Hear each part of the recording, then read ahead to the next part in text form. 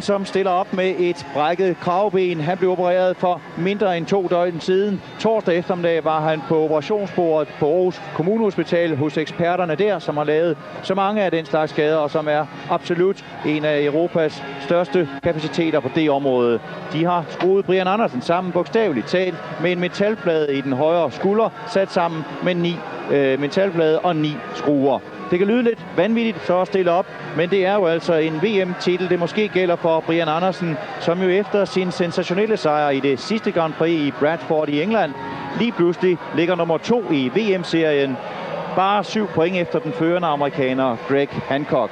Og her i Wrocław i Polen, ja, der er det jo det næst sidste af de 6 Grand Prix'er, så derfor har Brian Andersen altså valgt at stille op. Jeg talte med ham lige inden her heatet i aften, og han har haft meget voldsomme smerter, Brian Andersen. Han kører på ikke på smertestillende indsprøjtning, men på piller. Og selvfølgelig noget, som man har tjekket landstræner Erik Gundersen, at man på ingen måde er i konflikt med dopinglovgivningen, men og som Brian Andersen også siger, det er nu ikke meget, jeg synes, det dæmper smerterne. Men lad os skynde os at sige, inden de ryster for meget på hovedet hjemme i stuen, for det kan jo lyde vanvittigt. Lægerne har sagt OK. Det er kun op til Brians egen smertetærskel, hvor meget han kan tåle. Hvis han skulle stige af, har lægerne sagt, det værste, der kan ske, er, at det bryder op, og så må vi lappe det sammen igen. Han kan ikke få men af det. Det har været en dramatisk dag i Wrocław Speedway-mæssigt, det må man sige. Sagen er, at løbet er blevet 2,5 time forsinket. 2,5 time forsinket. Det blev det, fordi det i 24 timer i træk har silet ned med regn her i Wrocław. Og kørerne havde faktisk været inde og blive præsenteret, men de var så utilfredse med banen, mente, at den var decideret livsfarligt, at under flere møder under forsædet af veteranen og den ældste her i feltet, Hans Nielsen, ja, der besluttede kørerne, at de ville ikke køre en meter, før der var blevet skrabt mere af banen, og banen ligesom var blevet tromlet af samtlige maskiner og biler, man kunne finde, tror jeg, i næsten Wrocław og omegnen. Men altså, efter 2,5 time har kørerne sagt, OK, nu prøver vi, så derfor er vi nu om lidt klar til det første heat i det polske Grand Prix. Og i første heat, der skal Brian Andersen, han skal møde Chris Lewis fra England. Greg Hancock, den førende amerikaner, så det er altså nummer 1 og 2 i VM-serien, som vi får ud ved siden af hinanden her i første heat. Og rydderbanen er det så Henrik Gustafsson. Men manden, der satte Brian Andersen i forbindelse med eksperterne i Aarhus Kommunehospital, det ham har jeg ved siden af mig, det er nemlig Tommy Knudsen. Og Tommy, du har selv prøvet det med kravbenet tidligere og kørte det efter 5 dage. Her er det kun 2 dage. Hvad siger du til det? Er det forsvarligt, det Brian Andersen gør? Og hvordan vil det påvirke hans løb? Altså det er utroligt svært at sige. Det er absolut ingen fordel for Brian, at det har regnet nu i 24 timer. Banen er meget tung, og det kræver flere kræfter at holde ved cyklen. Så det er lidt synd altså i den situation her, at banen den er så tung. Jeg tror, Brian får meget svært ved at holde fat i cyklen. Men han har sagt til ham, det viser, at han simpelthen ikke kan holde det ud længere for smerter. Modigt af den 26-årige Brian Andersen, som har haft en sensationel fremgang i denne sæson. Det er jo nummer 2 i det forrige Grand Prix i Landshut, hvor Hans Nielsen triumferede, og så altså helt til tops i sidste måned i Bradford i England. Lad os se, hvordan han kan gøre det her i dette meget spændende heat med Chris Lewis på inderbanen, Brian Andersen, så den førende amerikaner i VM-serien Greg Hancock, og så Henrik Gustafsson på yderbanen.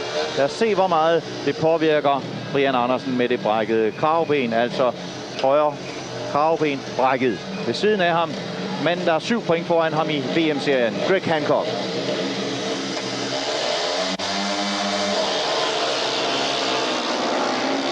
Og det er netop Greg Hancock, som kommer bedst af steder, som man kunne frygte en dårlig start for Brian Andersen, som der var her for at kæmpe sig op måske på 3. pladsen. Det gjorde han lige nøjagtigt ikke. Stadigvæk Greg Hancock i spidsen foran Chris Lewis, og så er det Henrik Gustafsson på 3. pladsen.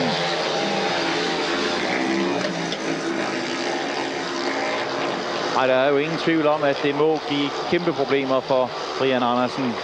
Og man kan også godt se, at banen er svær, Tommy Knudsen. De har problemer med at styre den. Den er meget tung, det er den virkelig. Og du kan se, Brian han har lidt problemer nede bagved.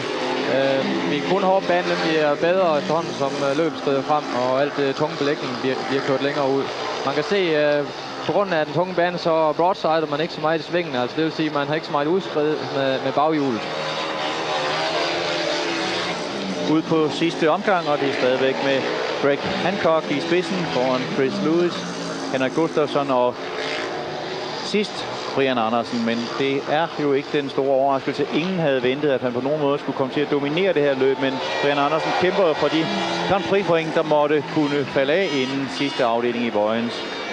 Her var der i hvert fald 3 point til Greg Hancock, så var der 2 til Chris Lewis fra England, så var der 1 til Henrik Gustafsson fra Sverige og 0 til Brian Andersen Danmark. Men det er jo også synd og bittert for Brian Andersen, at han skulle komme så galt afsted, netop hvor han er ved for alvor at få gang i karrieren. Uheldet skete tirsdag aften i en ligamatch i Mariestad i Sverige, og så var det altså direkte hjem og på operationsbordet.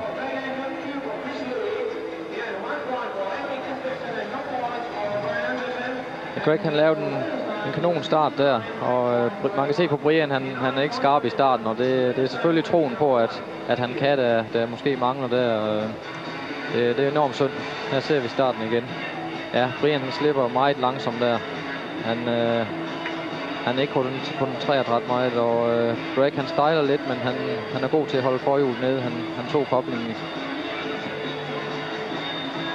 Greg Hancock, som jo ikke kom i A-finalen for første gang i år i Bradford. Det er første gang i Grand Prix'en i år, han ikke har været i en A-finale.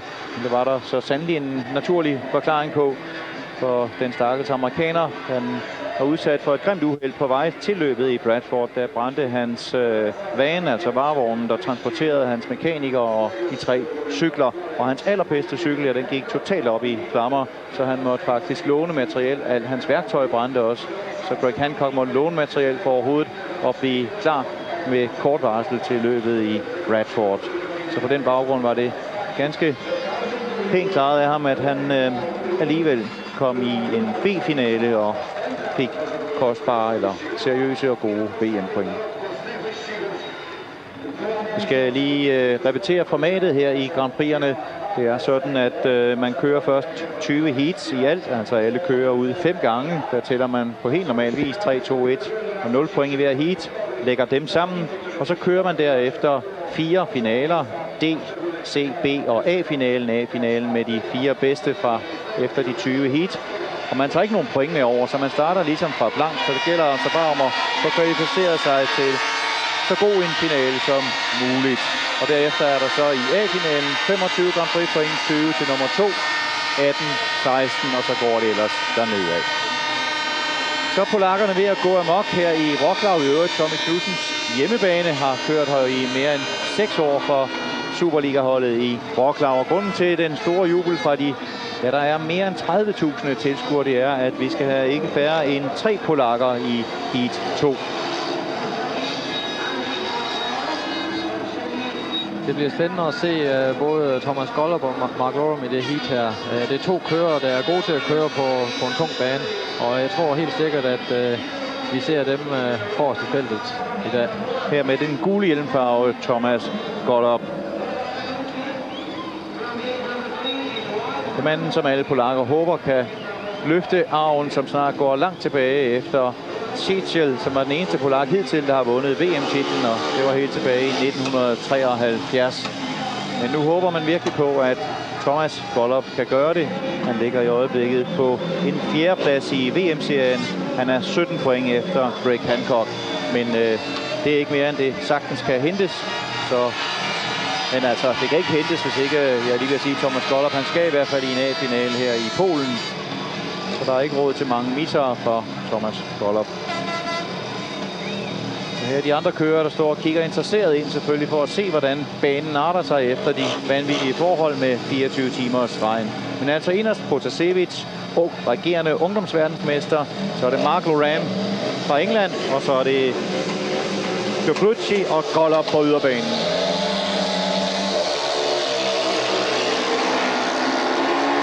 Og det er Gollop, der skærer ind hele vejen udenfra. Og så er alle polakker oppe og stå hernede på Stadio Olympia i Wrocław. Deres helt altså forrest her i heat 2, Thomas Gollop. Foran ungdomsverdensmesteren Protasevich. Og så med Englands Mark Loram på 3. pladsen. Du kan se, Thomas Gollop, han nyder virkelig at køre på den tunge bane. Det er han ekspert i. Han kører daglige bygders på en lignende tung bane, så han er vant til forholdene.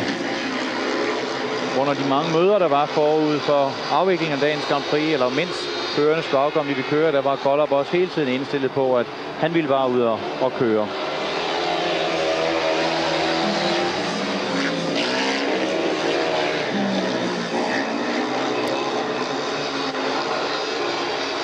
Og snart har han de første 3 point i aften i kassen på vej ind i sidste sving foran ungdomsverdensmesteren, altså Pols 1-2.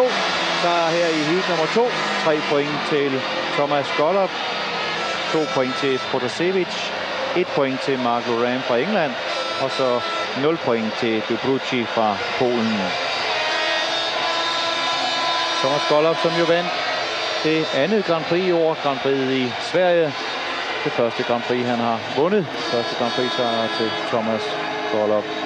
Her ser vi Gollop i gul ude fra bane 4. Han laver en perfekt start. Og Protasevich inden for rød er også godt med her.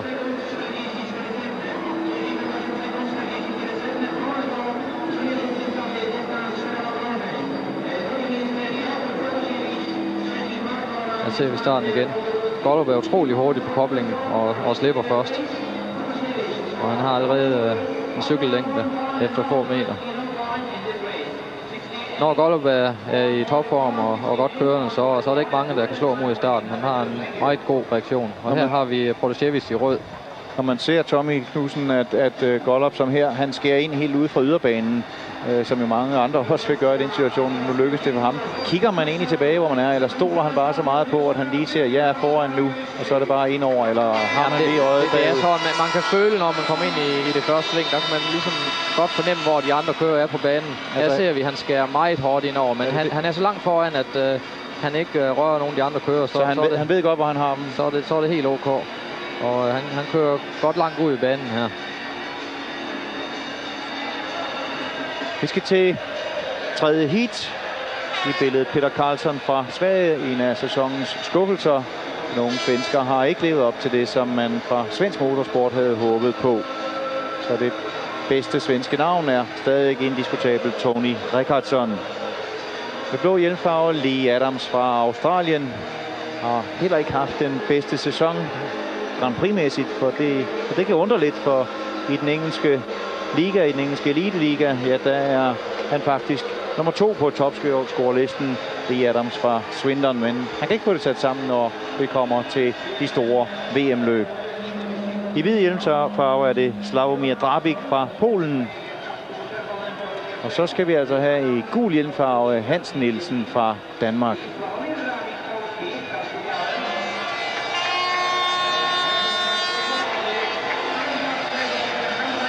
Hans Nielsen fik jo et skuffende VM i Bradford, hvor den nøjes med at komme i en C-finale. Meget skuffende, efter han havde vist, at han stadigvæk er helt på toppen ved at vinde det tyske Grand Prix måneden inden.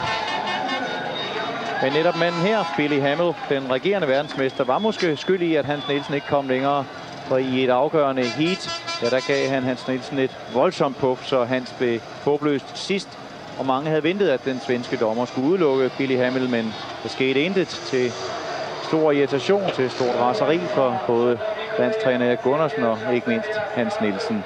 Men den slags kan man ikke bruge til noget som helst i det store regnskab. Faktum var, at Hans Nielsen havde en skidt dag i Bradford, og derfor er skriften meget tydelig for Hans Nielsen. Hvis han stadigvæk skal nå at blive verdensmester, ja, så skal han simpelthen vinde de 2 sidste Grand Prix'er, og det har den 37-årige veteran, der også selv er kendt. Og her har de netop Hans Nielsen. Her ser man Hans mekaniker. Han skal lige justere koblingen. Den skulle måske have lidt mindre frigang. Det er utrolig vigtigt, at koblingen den fungerer 100%. Den her bane gør vel også, at det er endnu vigtigere, at materialet er tip-top. Ja, det er en stor bane, og det kræver også en stærk motor. Det er en af de længste baner i Grand Prix-serien. 4 store sving. Ja, og Hans Nielsen, han plejer at godt kan lide, at der er godt med nap på i starten. Det kniver lidt for ham at lave starten nogle gange, hvis banen er meget glat. Det skyldes måske, hans motor er lidt for skarp at sætte op nogle gange. Hans Nielsen er altså i øjeblikket nummer 5 i Grand Prix-serien, altså kampen om verdensmesterskabet. Der er Hans Nielsen i øjeblikket nummer 5. Han er 19 point efter Greg Hancock, så der er ikke råd til flere misser. Hans Nielsen skal simpelthen til tops i aften.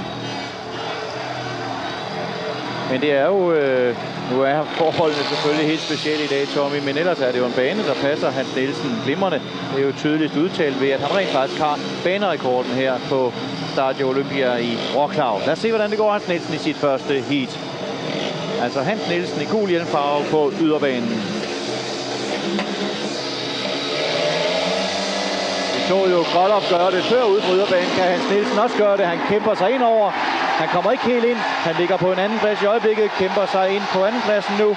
Og det er Minsanten Grabik, polakken Grabik, der er i spidsen. Og det kan jeg love den for, at man i hvert fald kan høre hernede. Og det er jo også ganske overraskende, at Grabik er på førstepladsen i dette heat. Ja, det er virkelig overraskende. Altså Grabik, han plejer at køre bedst på en glat bane.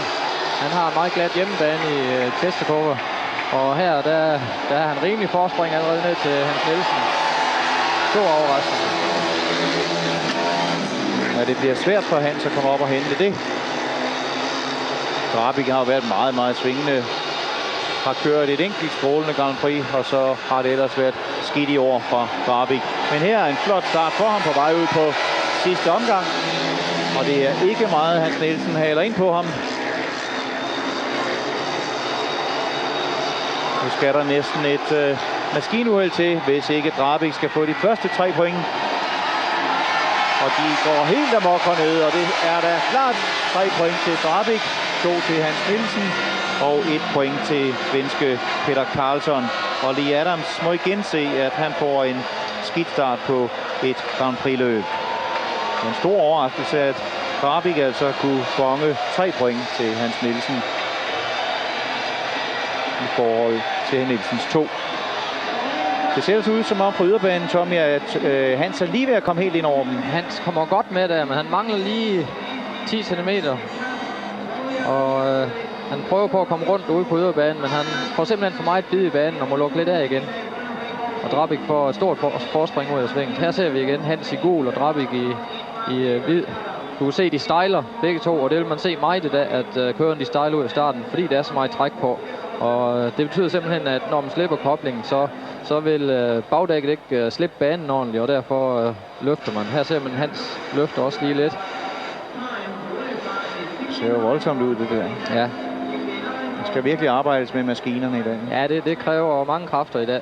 Og det gør også, som du var inde på før, det bliver ekstremt svært for en mand, der sidder dernede med et brækket kravben. Så det bliver meget svært hård aften for unge Brian Andersen. Men her igen, her ser vi Hans kamp med Grabik. Hans stejler lidt og får den ikke hurtigt nok ned. Og det åbner for Grabik i hvid her. Men også godt gået ind af Grabik. Først afviser han Hans, og så går ind over Peter Karlsson. Flot kørt. I billedet er det Simon Wick, feltets næstældste rytter.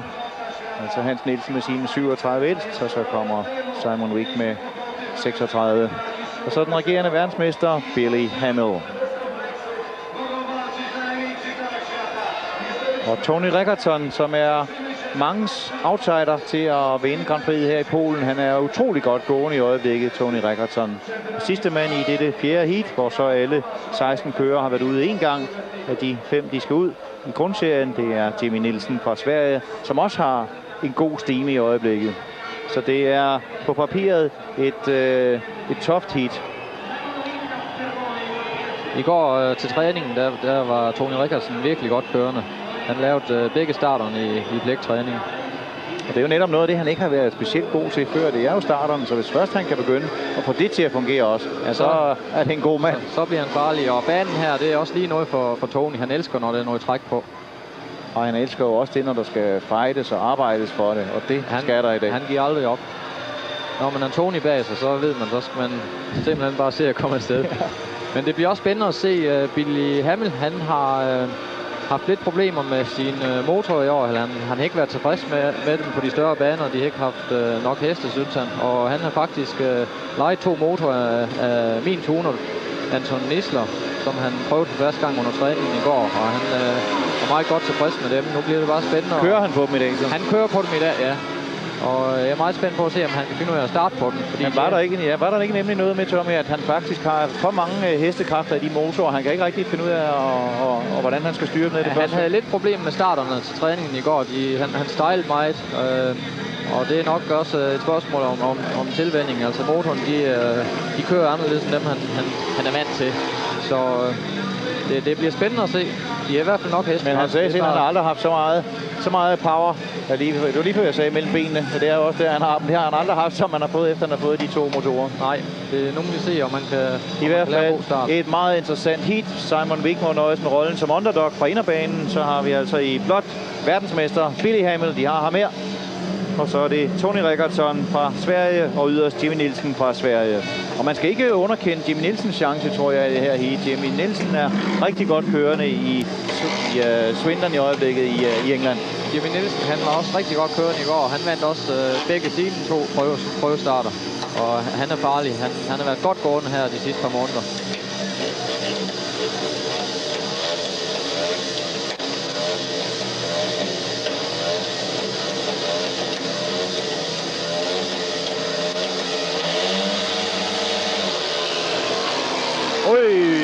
Jeg skal love for, at Billy Hamel han skød frem der, men presses hårdt af Tony Rickardsson. Lige nøjagtigt, som vi var inde på, Tony helt op, som den lille terrier han er, og bede den førende i bagdækket. Altså Tony Rickardsson jagter verdensmester Billy Hamel, og på 3. pladsen er det så Jimmy Nielsen fra Sverige. Så man kan se, der er ved at blive et spor inde på inderbanen, hvor det er lidt nemmere for kørerne at komme rundt i det løse belægning og blive kørt lidt længere ud. Men det er som om, de ikke rigtig tør at gå uden for det spor. Ja, nu prøver Tony også dernede. Han er ikke bange for det. Men den er meget svær at køre på banen. Men jeg tror efterhånden, som det løse bliver kørt ud, så bliver det nemmere at køre på. Så kan der komme overhalinger. Man kommer ud og få noget at bide.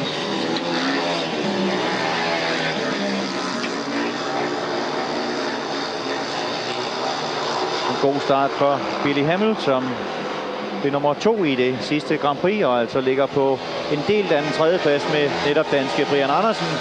Og her får Billy Hamel 3 point, 2 til Tony Rickardsson og 1 til Jimmy Nielsen fra Sverige.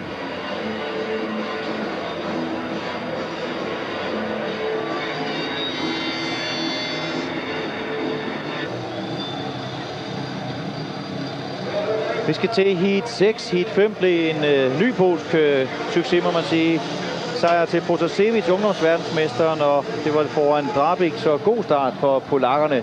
Vi er nu her til heat 6, hvor Billy Hamel får chance for at følge succesen op med i kamp mod Peter Karlsson fra Sverige og mod Brian Andersen fra Danmark og Dobrucci fra Polen.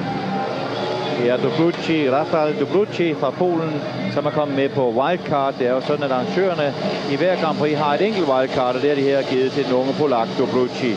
Men altså Brian Andersen i hvidt, og vi skal se, om hans powerbil kan holde bedre denne gang.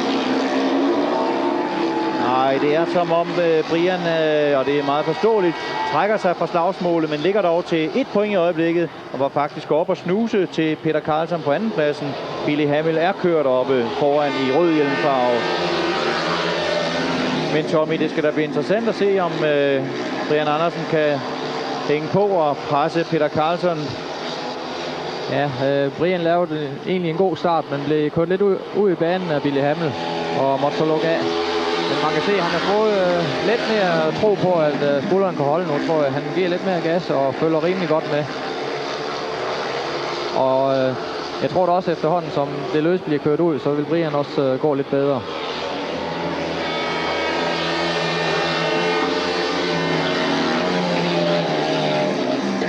Men det ser ud til, at Billy Hamels Nisler motor, de fungerer som de skal. Han har et godt forspring her.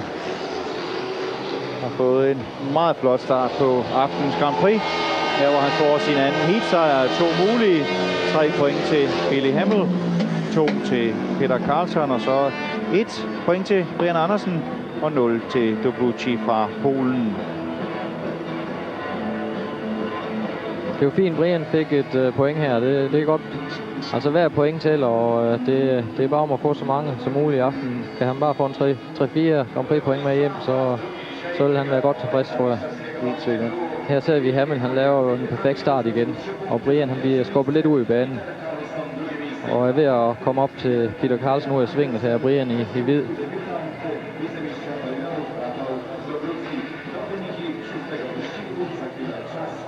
Se her, hvordan Billy, han er virkelig god til at redde den, når den stejler, så er han god til at få den ned igen med lige at tage koblingen, og så alligevel få bid i banen. Og det er det altså, at Brian Andersen må lukke lidt af fra gassen og gå ud og lade Billy Hamill køre. Thomas Gollob, som fik de 30.000 polakker op på mærkerne lige før. Han kan gøre det igen her i heat 8. De så ham med blå hjelmfarve. Men lad os håbe måske, at man med hvidt Hans Nielsen kan sætte en kæp i hjulet i den foreløbige polske triumf. Det er et kanonheat for at sige det. Tony Rickardsson på yderbanen i gul. Så har vi altså Hans Nielsen på bane 3. Inden for ham Gollob, og helt inde ved inderbane 1 er det Henrik Gustafsson fra Sverige. Og pointene, de kan se nedenunder, det er altså de point, som de har her og nu i aftens polske Grand Prix. Gollob vandt sit første heat, og Hans Nielsen og Tony Rickardsson bliver altså nummer 2. Så kampen om at komme mellem de 4, der kommer i en A-finale og kan tjene de store, de vigtige VM-point, ja, den kan blive afgjort blandt andet i sådan et heat som dette. Et nøgleheat.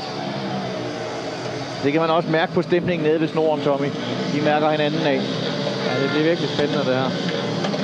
Og Hans er tilfreds med... Der står en fotograf den og spærrer for det grønne lys. Men det er klart nu. Og han er væk nu uden for billedet. Han skal se det grønne lys. Lad os håbe, han timer sin start rigtigt. Når den tyske dommer, Wolfgang Larsen, nu lader start stå og gå. Men en skidt start for Hans Nielsen. Han prøver så at kæmpe sig indenom, men der er også lukket af. Det var som om han sov lidt måske i starten. Nej, Tony har ved at få en rullestart der, og det fik han til at miste koncentrationen lidt. Men det er Thomas Gollob igen, der får alle 30.000 polakker op på mærkerne. Gollob foran Tony Rickardsson og Henrik Gustafsson. Og desværre Hans Nielsen på en fjerde og sidste plads i dette heat. Det er jo synd det der. Det skulle faktisk have været omstart, vil jeg sige, fordi Tony han slap koblingen før snoren gik og bevægede sig. Og det fik Hans til at lige at tøve lidt. Ja, for det så ud som om han ikke var med, var ikke helt op på mærkerne Hans, da starten gik.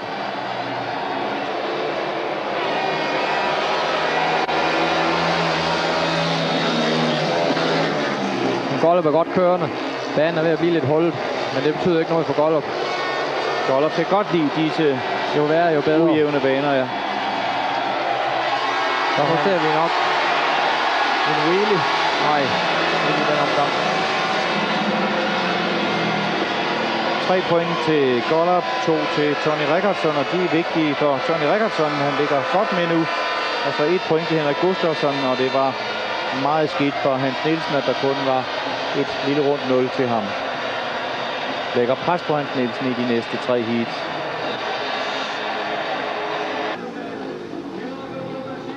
Ja, sådan ser banen altså ud. Det er barske betingelser her i billedet for Hans Nielsen, som er på vej til sit 3. heat. Det er aftenens 10. Og her er den anden dansker, Brian Andersen. Altså danskermøde her hvor de er ude begge to for 3. gang. Og det er jo ikke gået, her har det Mark Loram, der kigger på. Det er jo ikke gået alt for godt for de 2 danskere indtil nu. De har kniven på struben. Hans Nielsen har bare 2 point, og Brian Andersen et enkelt. For Brian Andersen er der jo absolut en forklaring på det med det brækkede kravben. Men vi så ham dog ligesom have lidt mere mod og lidt mere lyst på tilværelsen i sit sidste heat, hvor han faktisk kæmpede sig frem til det ene point. For Hans Nielsen er det altså ved at være sidste udkald. Han skal faktisk vinde det her, vil jeg mene, for at komme med i en A-finale. Det skal Nielsen simpelthen for at blive verdensmester igen. Så selvom vi er midt i Grand Prix, så er helt afgørende situation for Hans Nielsen i rødt. Og Hans Nielsen giver et voldsomt skub til Piotr Protasevski, men han går alligevel forbi Hans Nielsen på lakken i den blå hjelmfarve. En drabelig duel nede i første sving. Og hvor har vi Brian Andersen? Han er nede på en fjerdeplads. Protasevich, han kører utroligt stærkt i aften. Her er altså manden her, regerende ungdomsverdensmester, og lægger i øjeblikket alderspræsidenten bag sig, Hans Nielsen med sine 37 år. Det er også lige en bane, der passer til Protasevich. Han kører på hold i Bydgoszcz sammen med Golob, så han er også vant til tung belægning deroppe fra. Men det er synd for Brian, han ligger nede bagved, han kæmper hårdt. Han har det svært. Her ser vi Protasevich i blå, han sidder flot på cyklen. Han er et kæmpe talent. Der er virkelig grøde i Pol Speedway. Nu ser vi uden på billedet Brian, han kommer tæt på Sandvik. Kom nu, Brian. Nej, han kommer ikke forbi, så det bliver 3 point til Protasevich, 2 til Hans Nielsen, 1 til Simon Wick og 0 til Brian Andersen. Men lad os lige prøve at se nede i det første hjørne. Det er en voldsom hård kamp mellem Hans Nielsen og Protasevich. Og de har en fantastisk aften. Polakkerne har vundet næsten alle heats, de har været med i. Her ser vi Protasevich start i blå, og Hans på rød. Han stejler igen, Hans. Her kører de lidt sammen ind i svinget.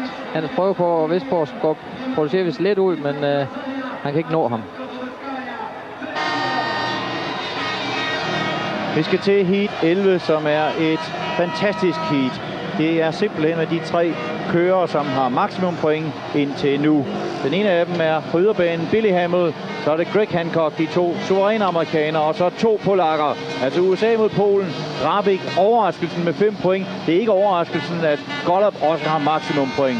Men at Drabik er på 5, det er overraskende. Og Tommy Knudsen, et frisk bud. Hvem vinder nu? Ja, jeg vil nok sætte pengene på Golob inden for rød, men de 2 amerikanere, de har også været godt kørende i dag. Vi har set en Hancock i hvid hjelmfarve lave nogle flotte omkørsler i aften. Ja, det er Golob, der er kørt igen. Billy Hamel er nede. Billy Hamel er nede. Der må blive omstart med alle 4. Og løbet er stoppet selvfølgelig, og vi skal have en omstart. Billy Hamel hang sammen med Greg Hancock, og så måtte han have cyklen.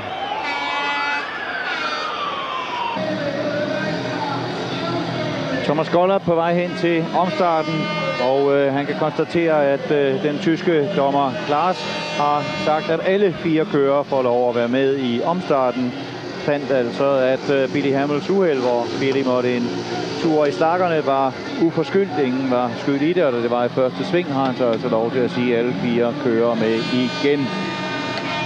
Så altså igen på yderbanen, regerende verdensmester Billy Hamel. På bane 3, Greg Hancock, altså de 2 amerikanere mod 2 polakker. Inderst i rødt, Golob, og så Drabik i blåt. Og som vi kan se, 3 af kørerne med maksimum point, og Drabik kun et enkelt efter.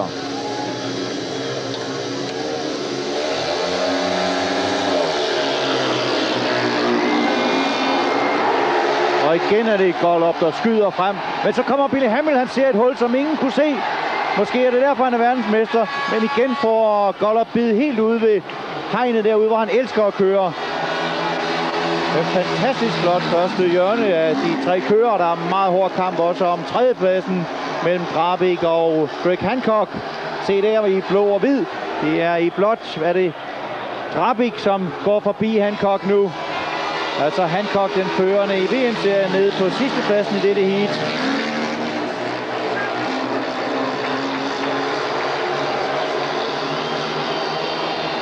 Ja, han er flyvende i aften. Ja, han bliver svært at stoppe. Når han har sådan en aften, så er han, så er han flyvende stoppelig. Og man kan virkelig se, at han elsker at køre på banen. Jamen han havde overhovedet ikke spor mod at køre, mens alle de andre kører havde travlt med at finde ud af, om man skulle køre eller ej. Ja, så var Golob bare interesseret i at komme i gang, ud og lave et race, og han giver folk, hvad de vil have. 3 point til Thomas Golob. 2 til Billy Hamel, verdensmesteren, og 1 til Drabik, som har en meget flot aften, og altså slår verdensmester, den førende i VM-serien, Greg Hancock. Og jeg ved ikke, hvor meget stemning man får hjem derhjemme i stuerne, men jeg kan garantere dem for, at det koger hernede. Prøv en gang at se. 30.000 på plads. Speedway er jo større end fodbold her i Polen. Det er simpelthen det største i øjeblikket. Og så får de sådan en aften indtil nu. Flot start af Gollop. Men prøv så at se det, Billy Hamel laver nu. Det er også godt, Tommy, når han nu går ind og tager det hul der.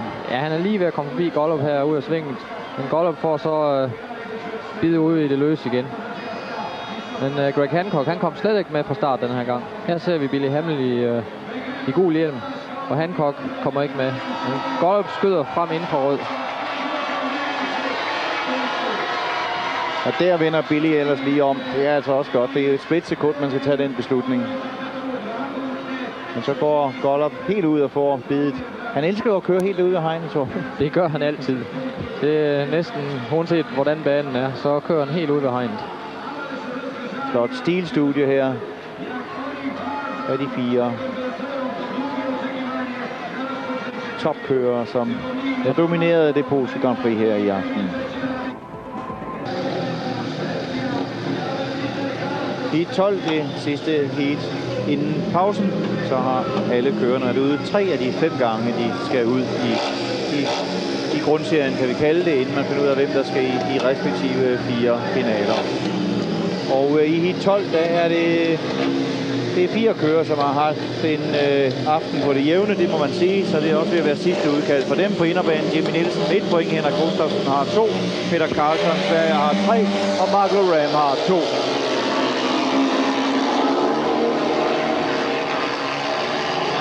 Og det er Jimmy Nielsen fra Sverige, der har lagt godt ud, og så kommer en fantastisk Mark Loram går igennem og sender Henrik Gustafsson i slakkerne. Stadigvæk Jimmy Nielsen forrest, og først nu er løbet afbrudt. Det er jo lidt svært at se heroppe fra, hvad der skete. Men jeg tror, Henker blev skubbet af. Jeg er lidt spændt på, hvad dommeren han siger om Loram han skal udelukkes. Hvad vi får det her? Altså Henrik Gustafsson i blåt. Ja, det ser på det billede, så det er altså ikke ud som om der er nogen, der rører ham. Nej, men det er svært at se fra dommeren.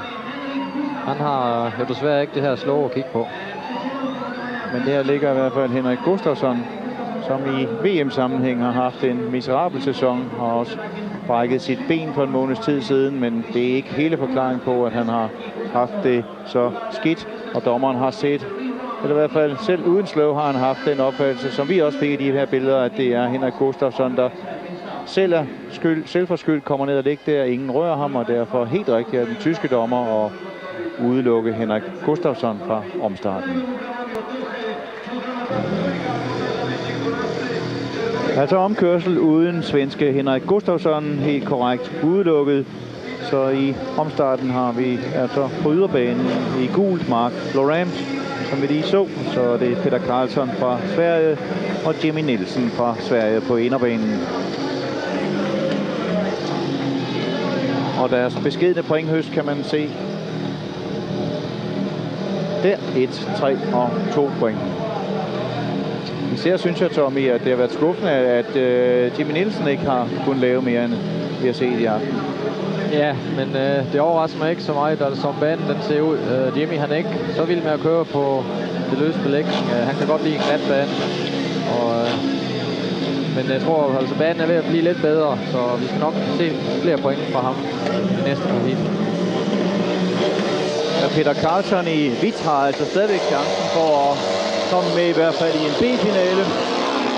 Her hvor det er Jimmy Nielsen, der skyder frem, så kommer Peter Carlsson i hvidt indenom. Men Jimmy får bid igen. Jimmy Nielsen får bid. Ja, man kan se, at det begynder at få bid rundt omkring nu. Mark Loram, han kommer udenom her. Han kommer også op og presser Jimmy nu. Mark, han elsker at køre ud i den dybe belægning.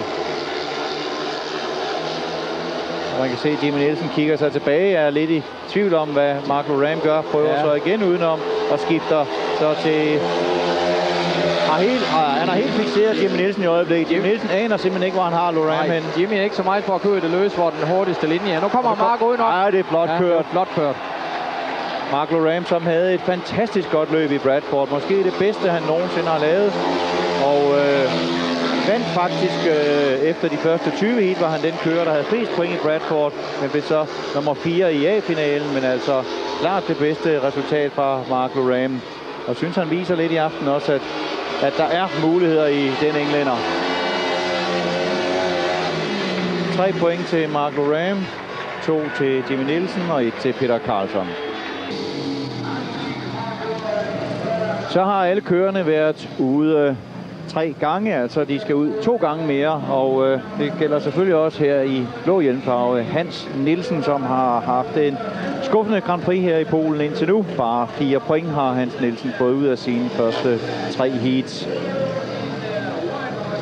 På inderbanen Mark Loram England 5 point, så er det Hans Nielsen med 4 point, Billy Hamel med 8 point og Chris Lewis England på yderbanen med 5 point. Men det er jo stadigvæk vigtigt for Hans Nielsen i hvert fald at kunne kvalificere sig til en B-finale. Men med den beskedne pointhøst, han har indtil nu, ja, så skal han faktisk også til at have en sejr for at begynde at tro for alvor på det. I hvert fald en anden plads, vil jeg sige, i dette heat, hvor det netop er nogle af de konkurrenter, han skal kæmpe med om at komme i en B-finale. Altså Hans Nielsen i blåt, og i hvidt har han verdensmesteren ved siden af sig.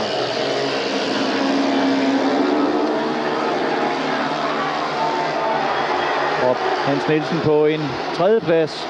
Og det var Chris Lewis, der kom rundt helt ude ved hegnet i gul. Han fløj simpelthen forbi Billy Hamel og Hans Nielsen. Vi har Billy Hamel på anden pladsen i hvid. Her har vi Chris Lewis i gul hjelm. Og Hans er desværre nede på 3. pladsen.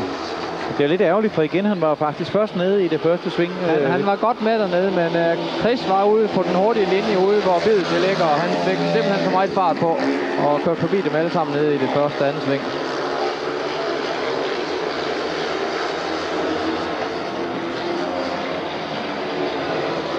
Og det er utroligt at se Mark Loram, han kørte et utroligt flot heat før. Han ligger helt nede på sidste pladsen.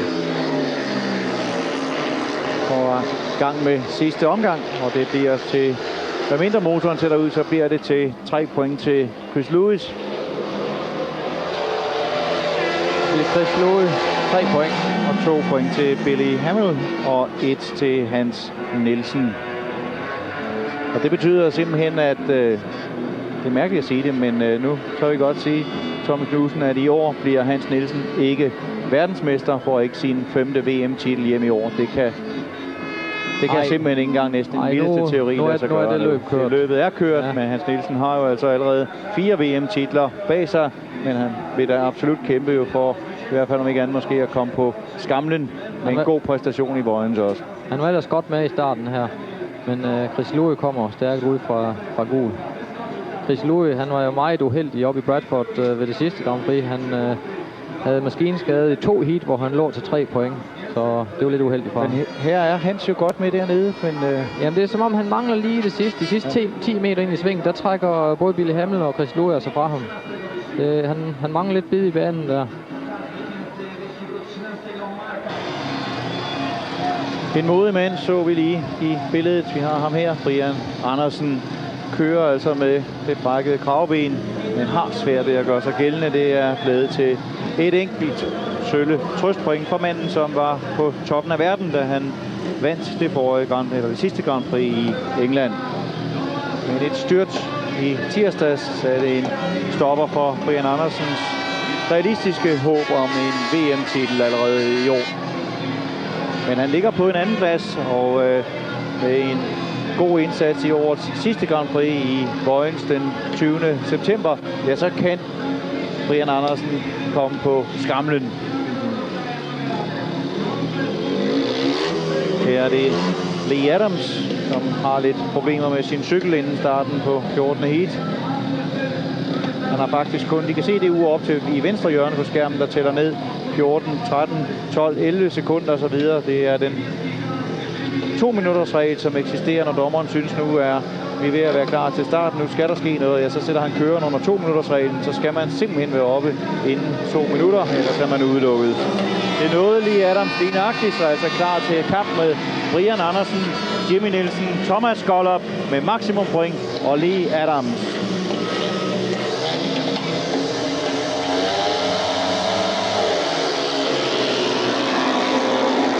Og det er Jimmy Nielsen i blå, der laver starten. Men så kommer Gollop. Så kommer ude Gollop. ved hegnet igen. Helt ude det løs. Hvor er det flot. Han kører helt vildt og tårligt. Magtfuld demonstration af Thomas Gollop her på hjemmebanen i Polen.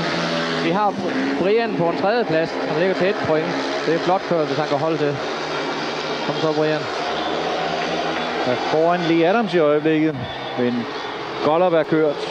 Og Brian holder stadigvæk. Brian han ramte et hul i banen. Det har gjort ondt i kravbenet, det der. Men han holder stadigvæk 3. pladsen og et enkelt point.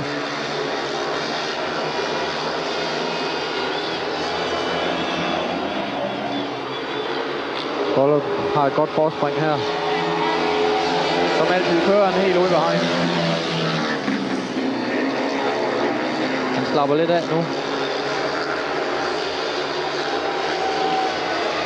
Og jeg synes, det er flot kæmpet af Brian Andersen, som de kan se kommer ind i billedet der. Får sig slet endnu et point hjem, og det er ganske udmærket. Stor præstation, at han overhovedet sidder med dernede. Det er 52 timer siden, at han kom ud med en metalplade opereret ind i kravbenet, sat sammen med 9 skruer. Det er sådan noget stof, at speedwaykørere er gjort af. Men tilskuerne hernede, ja, de har det godt. De bekymrer sig ikke om kravben eller andre ting. De hylder deres helt i dag. Thomas Gollop, maksimum point efter 4 heat. Her ser vi starten. Igen Gollop, vi ved. Nej, det er Jimmy Nielsen i blå, der laver starten, men Gollop han får god fart på herude, og her kører han rundt om Jimmy Nielsen. Og han er jo godt klar over, Gollop, at Jimmy han ikke tør at købe i det løse belægning. Så han holder den bare på derude. Og ser vi starten igen. Se hvordan de løfter alle sammen med forhjul, fordi der er så meget bid i banen. Brian han kommer ikke så godt med der, men det lykkes for ham at komme forbi Lee Adams og få det ene point. Flot kører Brian. De så lige Gollop med maksimum point, men han er sandelig ikke den eneste polske helt i aften. Nu skal vi nemlig se her i billedet ungdomsverdensmesteren fra Polen, Piotr Protasevich, som kun har sat et enkelt point til i aften. Han står på 8 point og må sige sig at være aftenens sensation, Tommy Knudsen. Ja, han har været stærkt kørende i aften, og det bliver spændende at se her, om han starter ude på gul, så han er ude på den hurtige linje, når de når ned til det første sving. Men han har Tony Rickardsson i rød, som har 7 point, og Greg Hancock i blå. Og Greg Hancock, som altså her og nu fører Grand Prix-serien, ja, han skal altså også til at have sig lidt point. Så det her, det er virkelig et heat, der vil frem. Greg Hancock skal faktisk have i hvert fald mindst en anden plads, tror jeg, hvis han skal i en A-finale. Greg Hancock i blåt.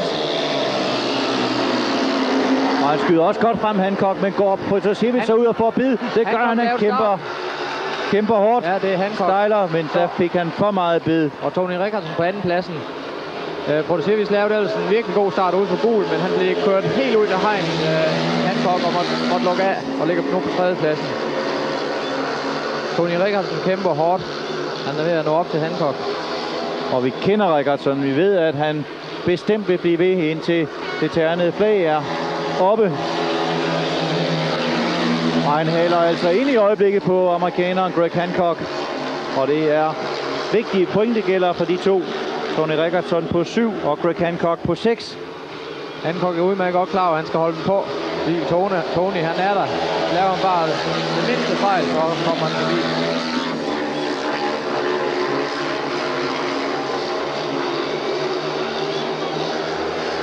Men nu tror jeg, han har kontrol over det. Og om lidt kan han se det ternede flag. Det har han der. 3 point til Greg Hancock. Det luner for ham, og 2 til Tony Rickardsson.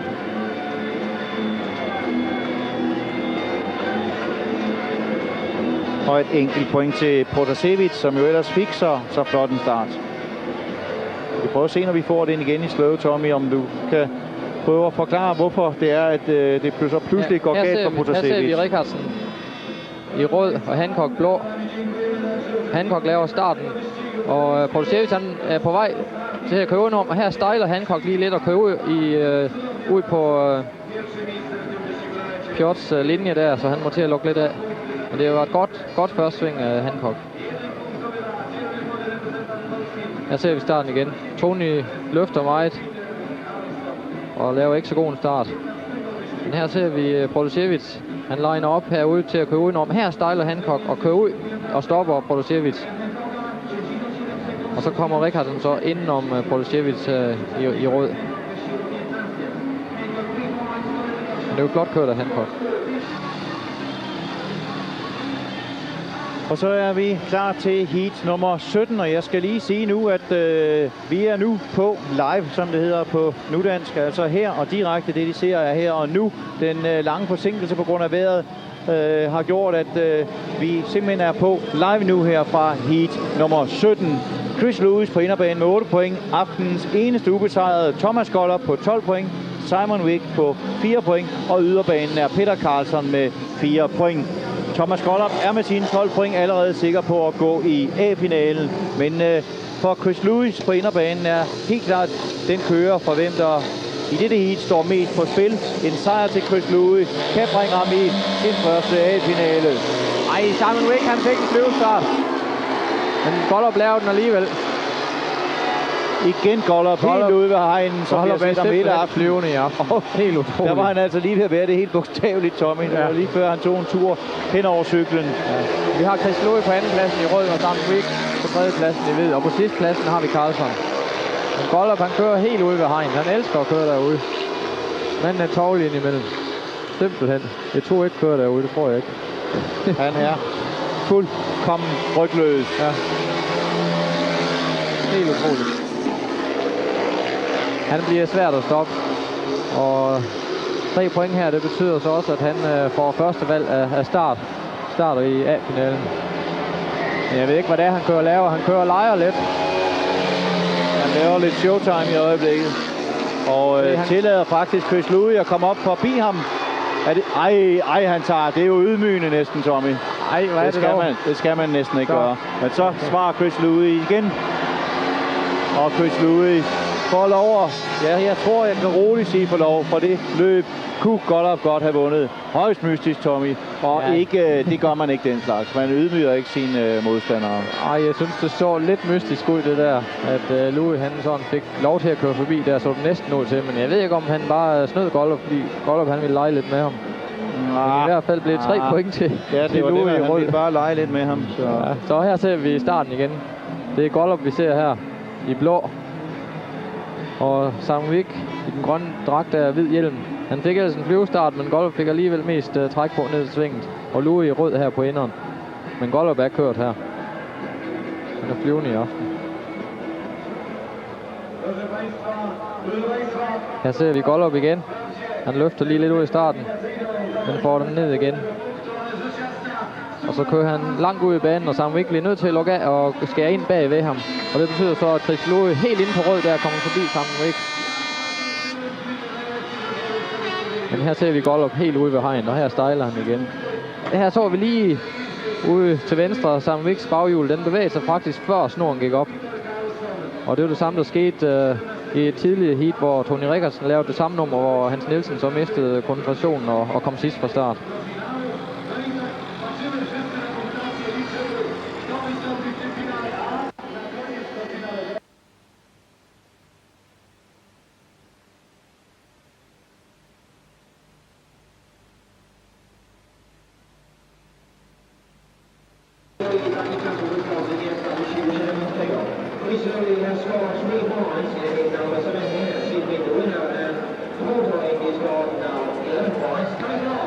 Men det var meget vigtigt, at Chris Lewis fik lov at køre forbi her til sidst, for han går altså op på 11 point, Chris Lewis, og det kan meget vel vise sig at være nok til at komme med i en A-finale.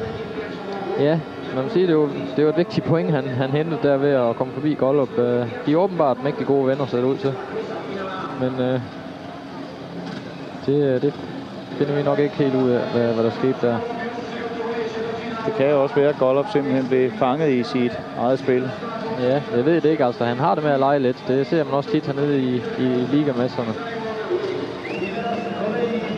I billedet Brian Andersen, som er på vej ud til sit sidste heat i grundserien her i Grand Prix, altså de første 20 heats, hvor alle kører ud 5 gange, og så er det, man finder ud af, kørerne, der har samlet flest point, de 4 første mødes i en A-finale, de 4 fra 4 til 8 i en B-finale, og så fremdeles. Men for Brian Andersen bliver det svært at komme med i... Ja, hvis han skulle gå hen og vinde her, så kan han måske komme med i en C-finale. Ja, det er der chancer for. Så han har alt at vinde, ikke noget at tabe i aften, på grund af det dumme uheld, han havde i Sverige i tirsdag. Vi ser lige i den røde jakke, Erik Gundersen, landstræneren henne, og give et godt råd til Brian Andersen. Jeg troede virkelig ikke, at Brian han ville gennemføre løbet. Jeg var sikker på, at han ville trække sig efter det første heat, men det er en hård dreng, ham. Han kører videre. Men det bliver spændende at se Drabik her i rød. Han har 8 point. Og Tony Rickartsen, som starter ud på gul, han har 9 point. Så de har begge to chancer for at komme med i en A-finale. Ja. Altså hvis Rickartsen vinder det heat her, så er han næsten sikker på en plads i A-finalen. Og så er han sikker på en plads i A-finalen. Så godt som. Nej, det kan. Nej, det kan. Der er faktisk 4 kører, der kan komme på 12 point. Så lad os sige på den måde, han skal være meget uheldig for ikke at komme i en A-finale, hvis han vinder her. Han er i hvert fald sikker på en opkørsel om at komme i en A-finale. Ja. Men han skal få Drabik inde på rød. Han skal godt lave nogle kanonstarter ind imellem. Men Tony er ude på yderbanen, og det er der, han helst vil være. Når han kommer ned i det første sving, så er han ude på den hurtige linje, ude i det dybe spor. Og så ved man heller aldrig, hvad Mark Loram i hvidt på bane 3 kan finde på. Han har det jo med at svinge fra det sublime og så til det rene skidt. Marks største problem, det er altså at komme ned hjemmefra. Han er en meget dårlig starter, men han fighter altid. Og jeg tvivler på, at han kan lave starten her. Det bliver nok mellem Tony og Drabik. Men lad os nu se. Brian han kunne lave starten. Ja, Brian er godt med. Men han stejler lidt. Da. Det er Mark Loram i hvid, der har helt utroligt. Og Tony Rickartsen helt nede sidst. Der hvor han så angriber Brian Andersen. Han kom forbi Andersen. Så nu bliver det kæmpet. Tony skal forbi Drabik for at komme med i A-finalen. Og han presser ham hårdt her. Der har vi kampen, der er vigtig i øjeblikket, mellem i den røde hjelmfarve Drabik fra Polen og Tony Rickartsen. Og nu ser vi Rickartsen gå til angreb igen inde på inderen. Ja, helt inde. Nu kommer han forbi, men Drabik kommer forbi igen på yderen ude på den hurtige linje. Men Tony opgiver ikke så nemt. Man er næsten nødt til at få ud Tony var lige ved at stå af der og få det bid.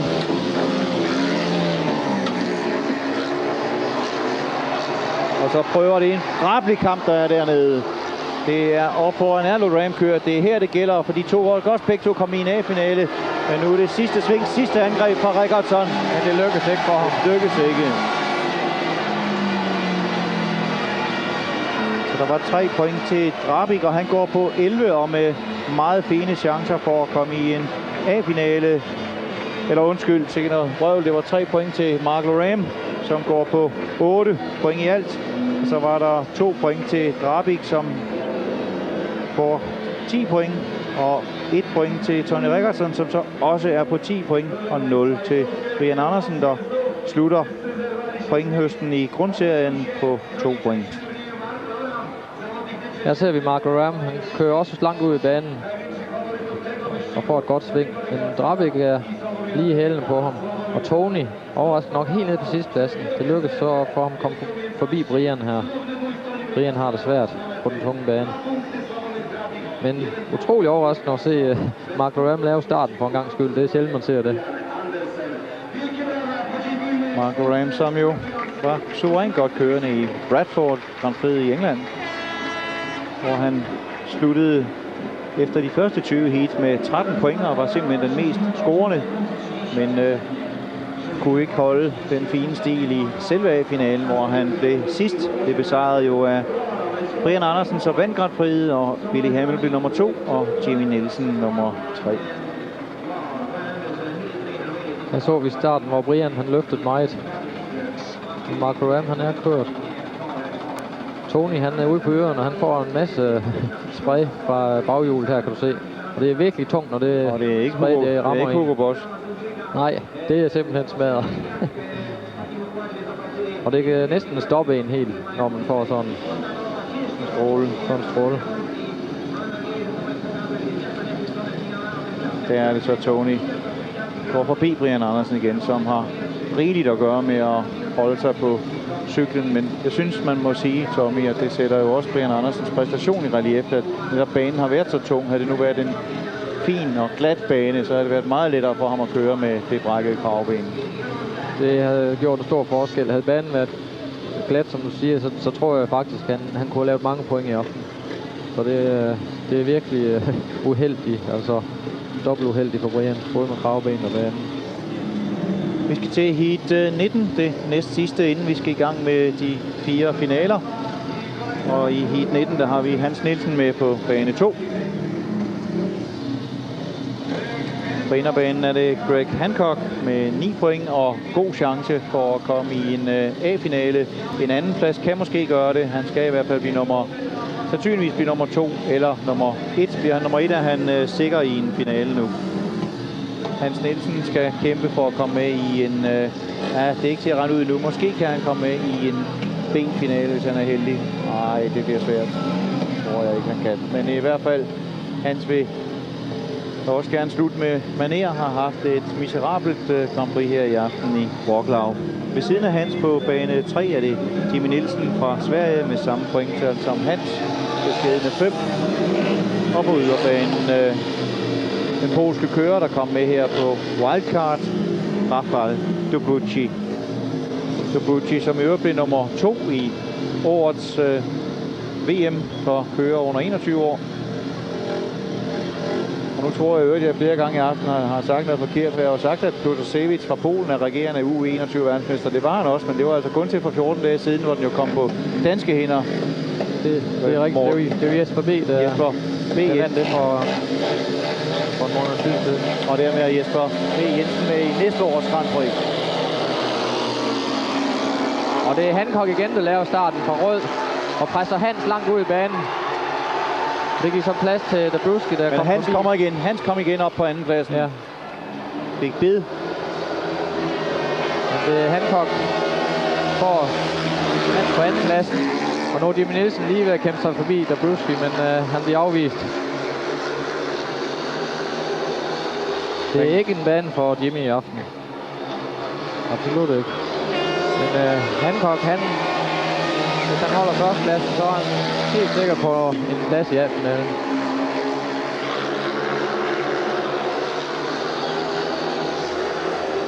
Ja, for i hvert fald, man kan sige, inden i aften var der 5-6 seriøse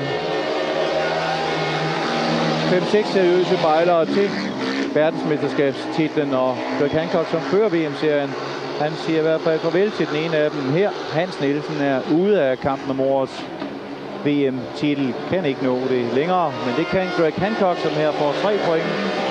2 til Hans Nielsen og et enkelt til Dobucki fra Polen.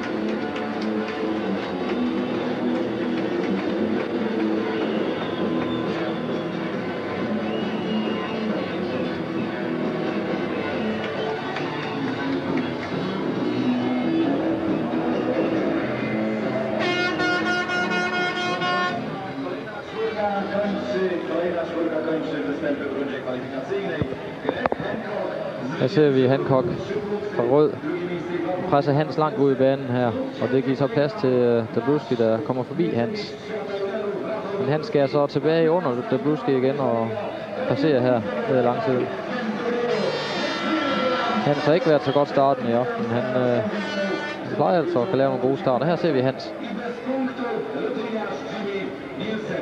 Jeg ved ikke, om han spænder lidt op der, men Hancock får i hvert fald mere at bide i banen lige i de sidste 10 meter. Og det han er godt klar over, at Hans vil forsøge at udvinde, så han kører langt ud i Hans spor. Og så kommer Dabrowski her indenom Hans.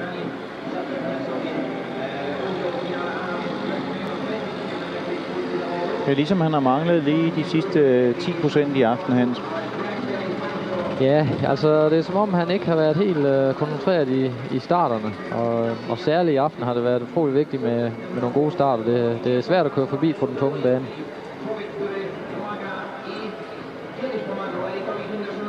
Greg Hancock har, synes jeg, i aften virkelig vist, at han er måske i øjeblikket den bedste kører. Han har været set over flere Grand Prix og har helt levet op til sin rolle. Vi har ganske vist set en Thomas Gollop være flyvende, men husk på, at Gollop har også haft nogle forfærdelige Grand Prix'er indimellem. Han vandt ganske vist i Sverige, så troede folk, at nu var den der. Og hvad så vi så? En måned efter i det tyske Grand Prix blev han simpelthen nummer sidst af samtlige 16 kører. Han er på svingene endnu, men at han har potentialet, det er der ingen tvivl om. Og det har også manden her, Protasevich, som altså var U21 verdensmester indtil for en lille måneds tid siden. Var altså U21 verdensmester i 96, og det var den titel, der gjorde, at han er med her i det fine selskab i årets Grand Prix-serie. Reglerne er sådan, at ungdomsverdensmesteren er født med i det følgende års Grand Prix-serie, og det får Dansk Speedway og især personificeret ved unge Morten B. Jensen jo glæde af Jesper B. Jensen glæde af næste år for Jesper B. Han kommer jo med efter han bliver ungdomsverdensmester. Her skal vi se holde øje med Billy Hamel, den regerende verdensmester, og Protasevich. De to kæmper om at komme med i en A-finale. Det bliver spændende at se. Protasevich har været stærkt kørende i aften, og jeg kører på hold med Protasevich i Holstebro i den hjemlige Superliga, og han har været godt kørende de sidste par gange, vi har haft ham med. Hvis Protasevich vinder, så er han op på 12, og så er han med i en A-finale, og det samme er Billy Hamel.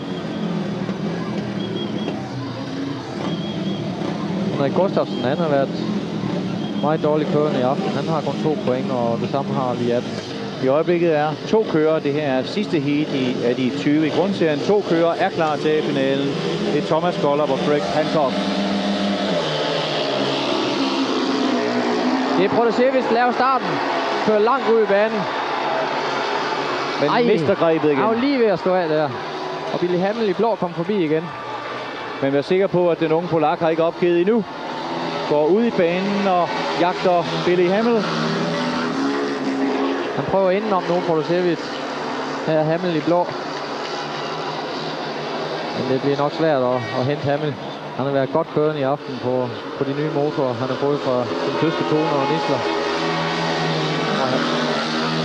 Og Billy Hamel er en mand, det er svært at komme forbi, når først han har taget spidsen. Og lægger faktisk også afstand nu til Protasevich.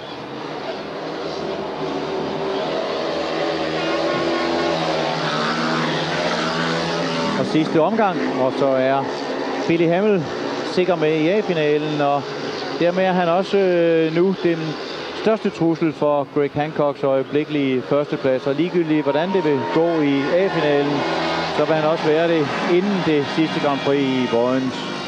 Men her var der 3 point til Billy Hamel, der var 2 til Protasevich, 1 til Lee Adams og 0 til Henrik Gustafsson, som har haft et skuffende Grand Prix igen. For svenskeren, som for år tilbage blev nævnt årtiers talent, men Henrik Gustafsson har bestemt ikke formået at få sin udvikling bragt videre. Her ser vi starten. I rød har vi Protasevich. Han trækker forbi Hamel ind i svinget her og kører langt ud i banen for at stoppe Hamel. Så sker der noget herovre. Han er lige ved at køre i hegn. Protasevich. Her stejler han lidt. Her. Ja, og så kommer Hamel forbi igen. Banen er vanskelig derude. Her har vi Hamel. Her ser vi starten igen. Gustafsson i gul hjelm her. Han er ellers rimelig godt med ude på yderen. Han lukker så af at gå ind ved her, ind bagved dem. Man kan virkelig se, at den er en tung bane. Protasevich har svært ved at få den ind igen. Den trækker ud af mod hegnet.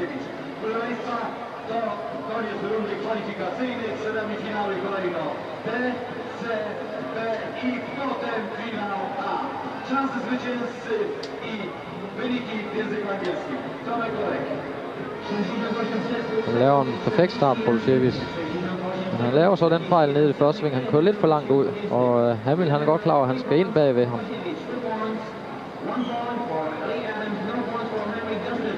Og her kommer Hamel så forbi ud af svinget. Arbejder han godt med gashåndtaget der, Billy Hamel.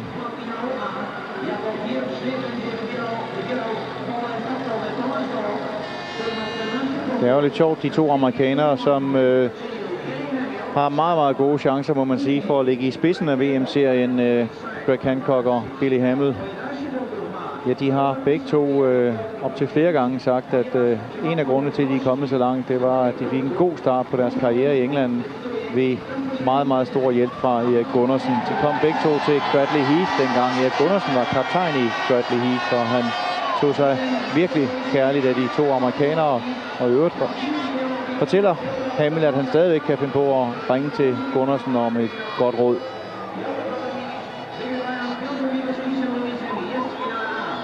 Og her en mand for hvem en drøm bræste i aften. Det tror jeg, man må sige. 37-årige Hans Nielsen har haft en drøm om at kunne tangere Ivan Majors, den legendariske New Zealanders verdensrekord på 6 individuelle VM-titler. Hans er på 4, og altså nummer 2 efter Major. Men nu tror jeg nok med 37 år, må man erkende, at det bliver meget, meget svært for Hans Nielsen. Jeg tror faktisk, havde han vundet det i år, så har han været et godt bud på i hvert fald at tangere, måske endda slå Majors rekord, men nu vil jeg ikke spille på, at han når Majors rekord. Og det tror jeg også godt, Hans selv ved. Her har vi den unge Protasevich. Og det, der sker i øjeblikket nu, det er jo, at man regner på og skal finde ud af, hvem der skal i de forskellige finaler. Her har vi altså stillingen efter de 20 heats, og de point bliver altså ikke taget med over. Det er kun til at finde fordelingen i de heat. 1, 2, 3 og 4 går i finalen. Det er Thomas Gollop, det er Billy Hamel, det er Greg Hancock, og det var unge Protasevich. De ser, at han står på 11 point, ligesom Chris Lewis fra England, men har altså haft bedre indbyrdes resultater, derfor går Protasevich med i A-finalen, og det kan blive lidt af en gyser. De to amerikanere mod de to polakker på den polske hjemmebane. Uha, det kan blive godt. Og så skal vi have i B-finalen Chris Lewis, Grabik fra Polen, Tony Rickardsson og Mark Loram fra England.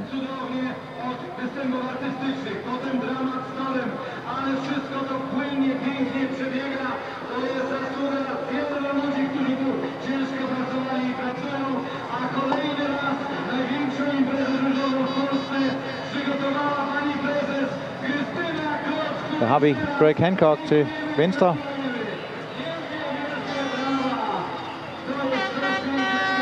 Som altså fører VM-serien inden dette Grand Prix. Og det gør han også ligegyldigt, hvordan det går ham i A-finalen. Så vidt jeg lige kan se, så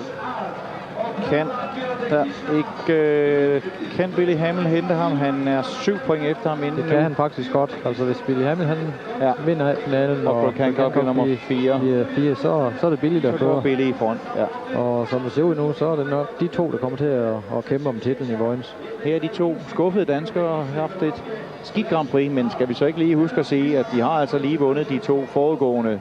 Først vandt Hans Nielsen i Landshut, det tyske Grand Prix, og så Brian Andersen. Og mens han selvfølgelig ikke har nogle fysiske, medicinske undskyldninger for den lidt, det kan vi godt sige, sløje indsats i aften, ja, så var der jo ingen, der havde ventet noget som helst af Brian Andersen med et brækket kravben, opereret for bare 2 dage siden. Imponerende, at han overhovedet kom igennem løbet med de stærke smerter, han har haft.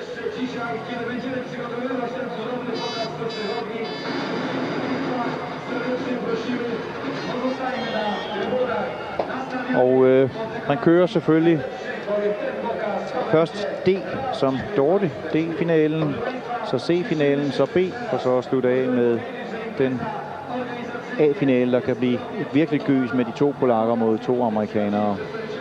Så ser vi så i D-finalen har vi Brian Andersen på gul. I hvid har vi, hvad står der? Det er svært at se. Dabrowski. I hvid har vi Dabrowski. Og på blå får vi Henrik Gustafsson. Og i rød må det være Lee Adams.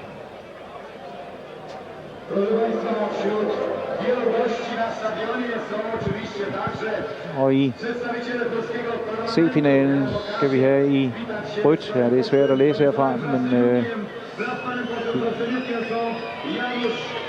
i hvert fald på yderbanen i C-finalen. Carlson.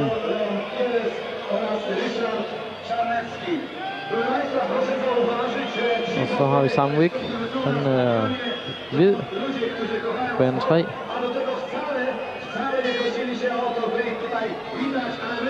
Og Jimmy Nielsen i blå. Og så har vi Hans Nielsen i rød.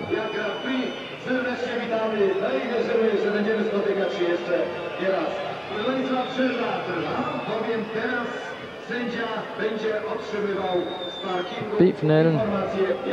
Der har vi Marco Ram i rød hjelmfarve på inderbanen. Og Tony Rikardsen blå. Drabik i hvidt og Chris Louis på yderbanen. I A-finalen har man jo indført for at skabe lidt mere spænding og lidt showtime. Når vi nu har fået del C og B-finalen afgjort, ja, så kommer de 4 finalister til A-finalen, så kommer de ind, og den kører, som fik flest point i grundserien, og det var Gollop. Ja, han får så simpelthen lov at vælge bane først, og det gør han nede på banen, markerer hvad for et spor, han ønsker at tage. Og derefter er det Billy Hamills tur, så Greg Hancock, og så må Protasevich tage, hvad der er tilbage til ham. Men Tommy Knudsen, det her giver os jo lidt tid til måske så lige også at snakke om din karriere, som jo går på held. Det er stadigvæk definitivt, at du slutter her efter denne sæson.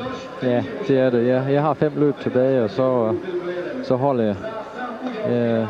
Jeg er klar til at holde nu. Jeg har haft et rimelig godt år, og jeg synes måske, det er for langt imellem de løb, hvor jeg rigtig synes, det er sjovt, og jeg føler mig klar til at stoppe nu. Og det er klart, alle de uheld, jeg har haft de senere år, det har nok også været med til at tage beslutningen, at det netop bliver i år. Du vil gerne ud af karrieren med alle lemmer i behold? Ja, det er klart, altså det ligger lidt i baghovedet en gang imellem. Men jeg er enormt glad for, at jeg har haft en god sæson til at slutte karrieren her. Ja, det bliver også vemodigt at sige farvel til, når du skal køre de sidste løb netop på denne bane her i Wroclaw. Du har jo et fantastisk stort og trofast publikum her, det må jeg sige, og det kan jeg bekræfte, fordi hernede, der har vi jo virkelig, vi har jo dårligt kunne gå på gaden, så skal du skrive autografer hele tiden. Det er en kæmpe sport hernede, og jeg skal lige sige, at Wroclaw er altså ikke lige et lille hul, det er en by på størrelse næsten med København, lidt mindre end København. Hvordan kan det være, at det er slået så meget? Hvorfor er Nidark Speedway blevet så stort hernede i Polen? Jeg ved det faktisk ikke. Det har altid været enormt populært hernede. Og jeg skal i morgen køre den sidste ligamatch for min klub hernede i Tjestekover. Og næste søndag i Holstebro kører vi det sidste løb i Superligaen. Så det bliver spændende. Der kan vi vende titlen deroppe. Tror du ikke, du kommer til at savne det, når du hænger læderdragten op på sidste gang? Jo, helt klart. Altså, der vil der være tidspunkter, hvor det vil krible i fingrene. Det er jeg slet ikke i tvivl om. Det gør det forresten også her i aften, når vi sidder og ser heatene her. Det kribler også i fingrene indimellem. Og her skal vi altså have D-finalen, og som sagt, når først vi er kommet hertil, så kan man godt glemme alt om de point, som førerne har fået indtil nu. Nu gælder det Grand Prix-pointene, altså de point, som bliver lagt sammen i Grand Prix-serien. De 6 Grand Prix'er, som afgør, hvem der skal være årets verdensmester. Og i D-finalen, som vi skal i gang med nu, der gives der 4 Grand Prix-point til vinderen, 3, 2 og 1 Grand Prix-point. Og med Brian Andersen op på en anden plads i den samlede stilling, inden vi begyndte i aften, ja, der er det altså vigtigt for Brian Andersen, hvis han kan få sig 4 Grand Prix-point der. Så der er lidt at kæmpe for, men det bliver svært for Andersen, som er på yderbanen her i den gule hjelmfarve. Det har virkelig været et dumt uheld, det for Brian i tirsdag i Sverige. Altså det er lige fra den ene yderlighed til den anden. Han vandt Grand Prix op i Bradford her for få uger siden, og nu kæmper han så om et par point her i D. Vi skal lige have holdopstillingen eller line-up'en her. Altså Adams på inderbanen, og så er det Gustafsson, så er det Dobutski, og så er det Brian Andersen. Og så Brian Brian i god laver en god start. Han er ude på yderen. Ja, han kommer udenom det hele. Med et Flot, brækket kravben. Værsgo. Brian Andersen. Det er dog utroligt. Ja, jeg troede simpelthen ikke, han turde at køre helt ud i det dybe. Det bliver hårdt for ham at holde den hjem. Jamen, jeg tror, han holder den nu. Det er jeg sikker på. Kom så, Brian. Kom så. På anden pladsen er det Lee Adams fra Australien, og på tredje pladsen er det Henrik Gustafsson fra Sverige.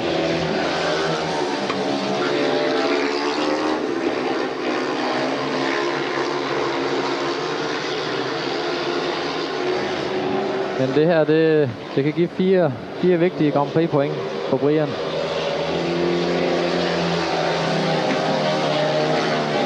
Men det passer med hans, må man sige, hans hidtidige karriere i årets Grand Prix-serie. Han har simpelthen vundet de finaler, han har været i. Nu har han prøvet dem alle 4. Ja, det er helt utroligt. Jeg tror ikke, der er nogen, der har regnet med, at han kunne gennemføre løbet i aften.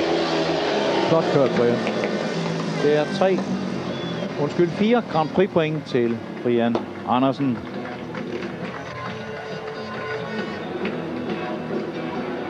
Flot kørt. Han er også godt tilfreds her, kan man se. Det er også en stor præstation. Det er det.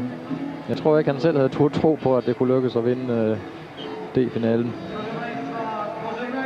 Meget imponerende. Her ser vi starten. Han er rimelig godt med ude fra gul.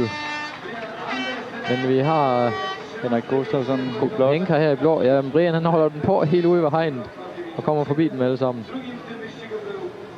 Her ser vi Brian. Han må lige tage koblingen 2 gange. Og Henker kommer i blå. Men Brian han holder den bare på derude. Kører pænt, stille og roligt rundt der. Ja. Flot kørt. Ja, han har været meget uheldig lige på det seneste, må man sige. Han har ellers i lang tid været forskånet for uheld i denne uheldsprægede og barske sport. Har Brian Andersen hidtil gået fri. Men lige pludselig, efter han altså havde fået sit livs største triumf, ja, så har han altså bagefter røget af 2 gange. For 14 dage siden røg han over styret i en match for Coventry, eller for sin polske klub. Han kører både i Polen, i Sverige og i England. Og hernede i Polen i en ligamatch, ja, der tog han altså turen ud over styret og fik jernrystelse og måtte holde pause i en uge. Og han var lige kommet i gang igen, da det så altså gik galt i en ligamatch i Sverige i tirsdags, og hvor han så brækkede kravbenet. Og det mærkelige var jo, Tommy, eller i hvert fald kan man sige for udenforstående, det mærkelige var, at han kørte næsten, ja, som man sagde, jeg kunne næsten have trukket cyklen, da det skete, da han brækkede kravbenet. Hvordan kan det nu være, at det går så galt, når man ikke har meget fart på? Jamen det er typisk, altså med et kravbensbrud. Det er faktisk sådan, jo langsommere du kører, jo større chance for at brække kravbenet er det. Altså, skal vi sige risiko? Ja, risiko, ja. Man lander simpelthen for tungt ned på skulderen. Det var det samme sidste år, da jeg brækkede kravbenet ned i Lonigo. Jeg lå på den sidste plads og slap måske lidt for mig der. Og vi skal lige, det vender vi tilbage til. Det er hans cykel her. Ja. Bagkæden er faldet af. Det var dog utroligt, før han når op til starten. Så jeg ved ikke, om de kan nå at få kæden på igen, eller om han tager reservecyklen. Han tager reservecyklen, tror jeg, de er i gang med der. Ja, han kommer på reservecyklen. Kommer ind på reservecyklen, mens man bærer Jens Rasmussen, mekaniker, bærer ud. Men det var godt, det skete på vej op til starten. Ja, bestemt. Ja. Prøv så bare at gøre det færdigt igen, Tommy, vi var i gang med kravbenet. Ja, altså, da jeg brækkede kravbenet sidste år i Italien, det er jo egentlig også et mærkeligt styrt. Jeg havde næsten ingen fart på, da jeg landede, men så landede jeg så bare lidt forkert på skulderen. Og det er faktisk samme situation som Brian, der lå jeg også på anden plads, men jeg kom så bare ikke. Jeg blev så ikke klar igen til det 3. Grand Prix. Her skal vi se, om Hans Nielsen kan rette lidt op på en skidt aften for ham. Hans Nielsen på inderbanen i rødt, så har vi Jimmy Nielsen i blåt, så har vi Simon Wick, og så har vi Peter Carlsson. Og pointene dernede, det er altså dem, de har her og nu i Grand Prix-sammenhæng inden i aften. Og Peter Carlssons 68, det passer altså slet ingen steder. Det har han ikke. Så det var en lille fejl der. Peter Carlsson har 24 inden i aften, og er slet ikke nogen seriøs konkurrence til topplaceringerne. Hans Nielsen inden i aften var på 56 Grand Prix point. Og her kan han så altså tjene 9, hvis han vinder C-finalen. I C-finalen er der 9, 8, 7 og 6 point.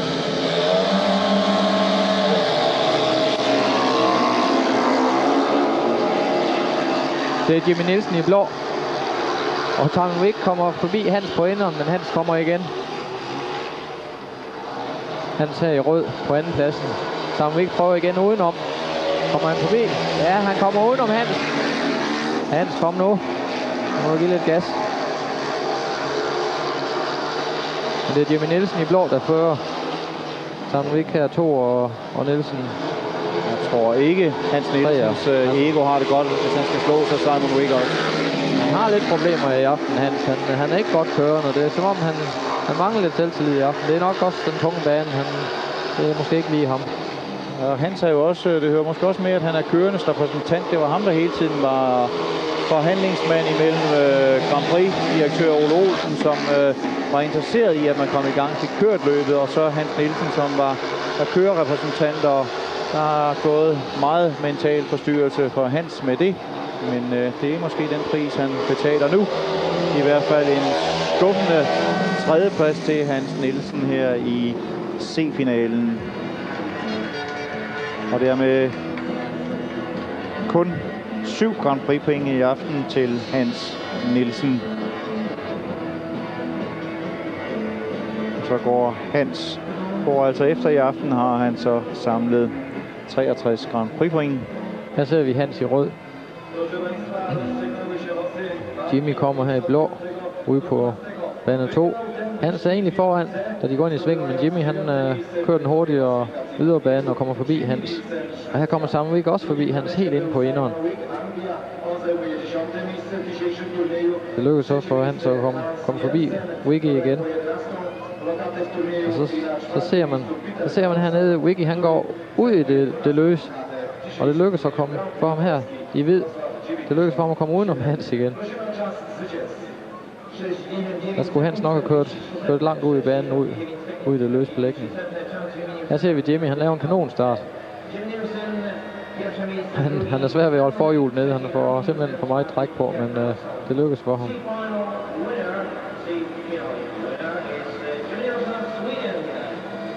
Her ser vi sammen ikke i hvid komme indenom Hans.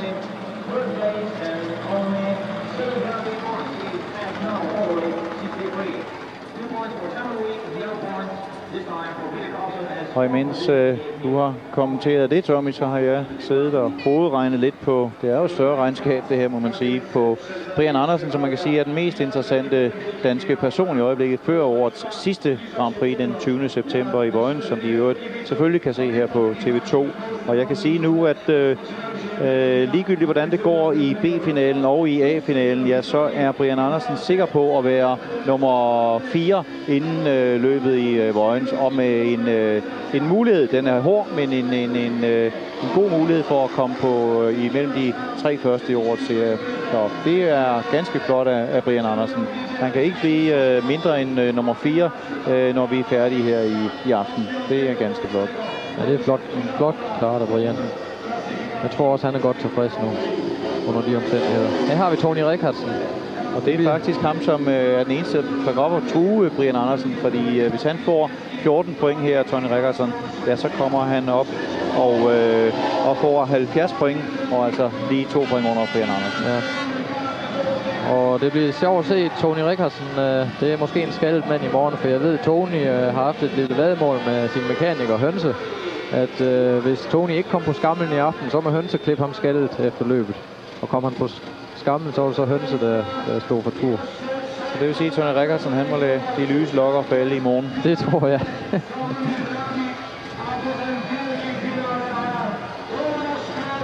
Han skal lige justere koblingen. Jeg kan se mekanikeren i Hønse, han løsnede den lidt. Det var lidt for stram. Hvis koblingen er for stram, det betyder så, at det er lidt sværere at holde forhjulet nede, når man slipper koblingen. Og det skal lige passe til banen.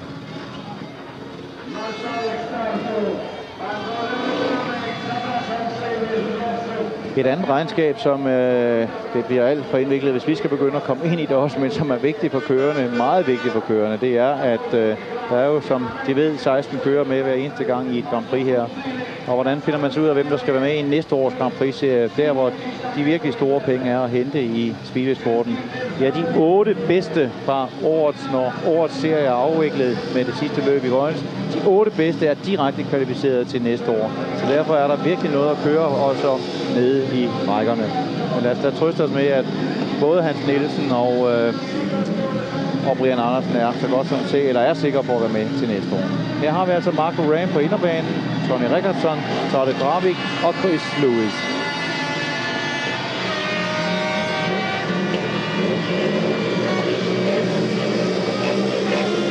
Og især for en kører som Chris Lewis er det vigtigt at få point nu og sikre sin plads i næste års Grand Prix-serie. Der bliver omstart her. Startsnogen den gik ikke ordentligt op ude på yderbanen. Jeg ved ikke helt, hvad der skete. Så det bliver omstart med alle 4 kører. Snoren blev simpelthen hængende.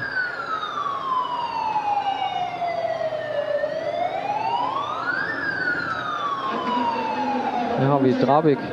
Han har været en overraskelse i aften. Her ser vi snoren blive hængende nede ude på yderbanen. Lige før at stakkels Drabik bliver stranguleret.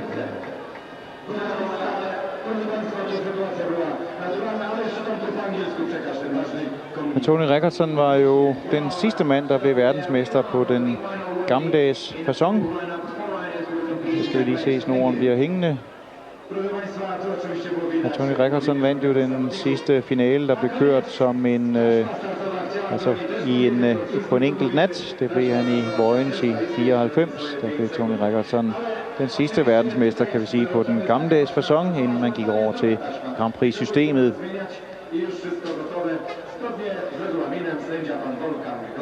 Den første verdensmester, efter man indførte Grand Prix-systemet, det var ikke overraskende Hans Nielsen i 95. Men netop Hans har jo i mange, mange år været advokat netop for, at man skulle indføre en Grand Prix-serie. Det var han jo, fordi Hans er en af de mest stabile kører, man overhovedet har kendt. Så Hans brød sig ikke om det risikomoment, der selvfølgelig altid var ved en, når det skulle afgøres på en enkelt nat.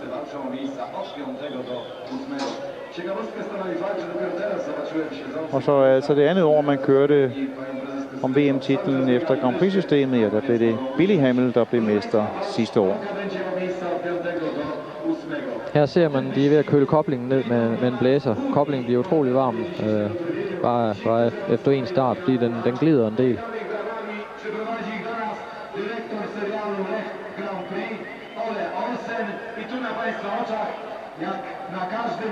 Her ser vi Marco Ram, han er også ved at køle sin kobling.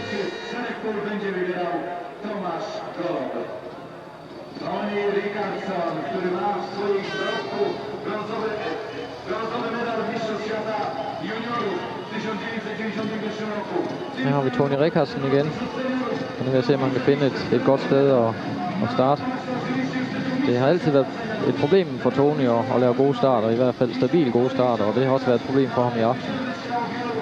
Han har altid været en kører, der skulle fighte voldsomt på sine point, lidt som danske Jan O. Petersen i sin tid.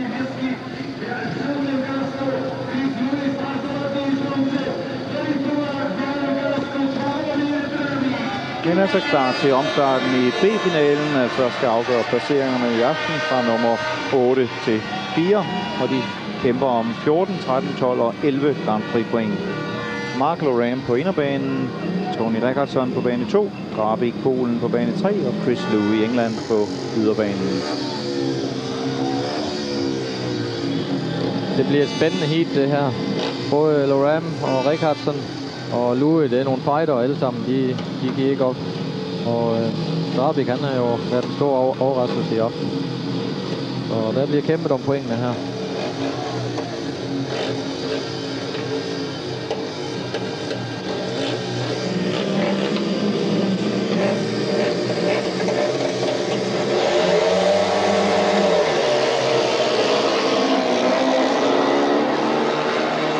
Og det er Tony.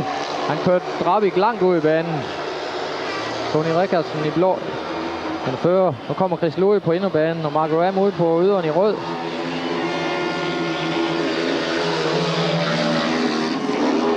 kommer Mark Ram inden om Chris Louis her. Nej, Louis kommer igen. Og får så meget bid på, at han lige pludselig er oppe og true Tony Rickardsson også.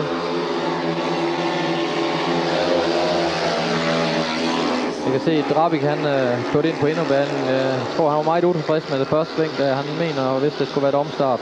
Han blev også presset langt ud af Tony. Men det er hårdt race her i Grand Prix.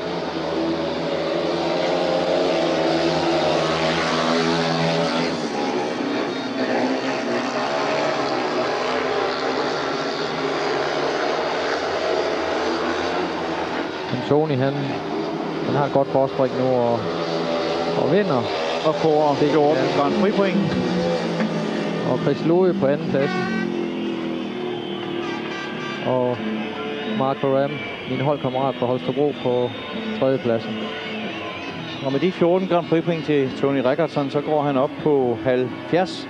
Han var nummer 5 inden dagens på en del femteplads med Hans Nielsen inden dagens Grand Prix her i Polen. Og den femteplads, den holder han inden sidste afdeling i Vojens.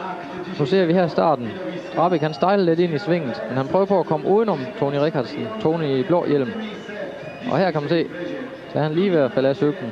Men der er stadig plads til Chris Louis helt ude ved hegnet. Og Tony Rickardsson i blå. Han laver en god start på en gang skyld. Dem kunne han godt have brugt i flere lidt tidligere i løbet. Her ser man, at han presser Drabik meget. Og Drabik er lige ved at lægge cyklen ned. Thank you.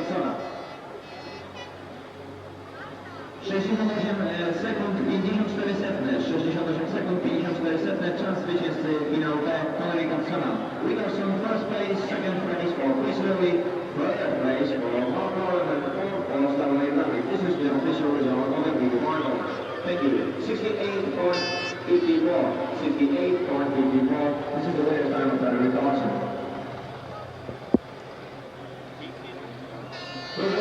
Og hvis jeg forstod, det er lidt kaotisk, der er meget larm hernede også. Hvis jeg forstod det, jeg fik at vide min berømte øresnegle nu, så er vi nødt til lige i øjeblikket at holde en kort pause og vender tilbage hertil. Men hvis jeg forstod det rigtigt, så lægger vi lige i øjeblikket tilbage til Odense.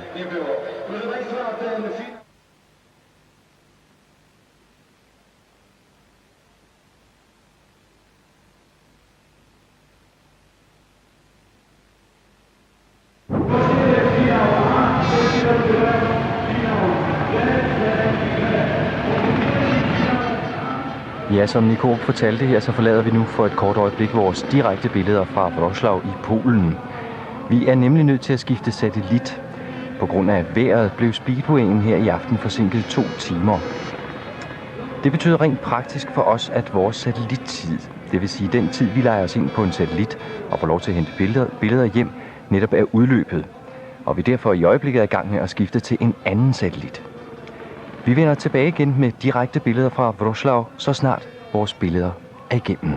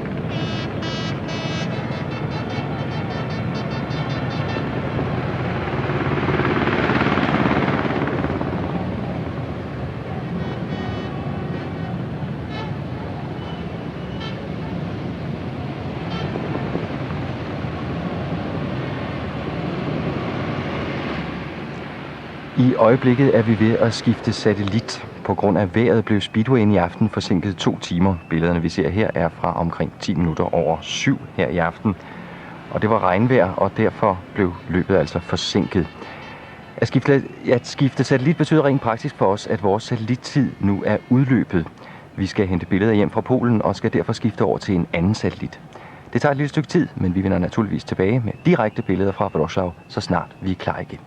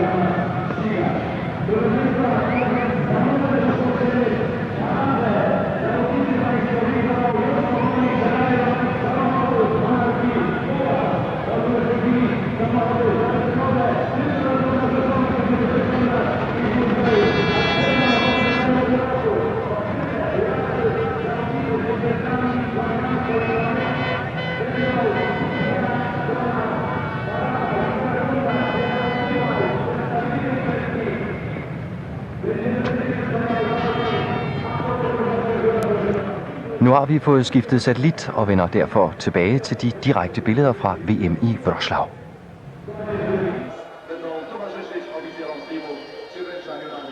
Så er vi tilbage på Stadio Olympia i Wrocław i Polen. Og grunden til, at vi lige var væk et øjeblik, det var ikke kun os, det var samtlige. Der er 10 tv-stationer, der sender hernede for. Og det var altså sådan noget går hjem via satellit til USA, Tyskland, Frankrig, hvor det nu end er i verden. Og den satellittid, den røg altså ud, så man skulle lige op i himmelrummet og finde en ny satellit. Det lyder vildt, men det er faktisk sandt. Det har man så fundet, og derfor kan vi nu gå videre. Arrangørerne af samme grund holdt de selvfølgelig lige A-finalen ind til alle tv-stationer nu er tilbage igen. Så nu skal vi have afgjort, hvor de 4 deltagere i A-finalen, hvor de vil placere sig. Her er det Protasevich. Han er sidste vælger, så han har ikke så meget at skulle have sagt. Det er Greg Hancock. Og så er det Billy Hamel, den regerende verdensmester. Og så Thomas Gollop, som får lov at vælge bane først, eftersom han fik flest point efter de 20 ordinære heat.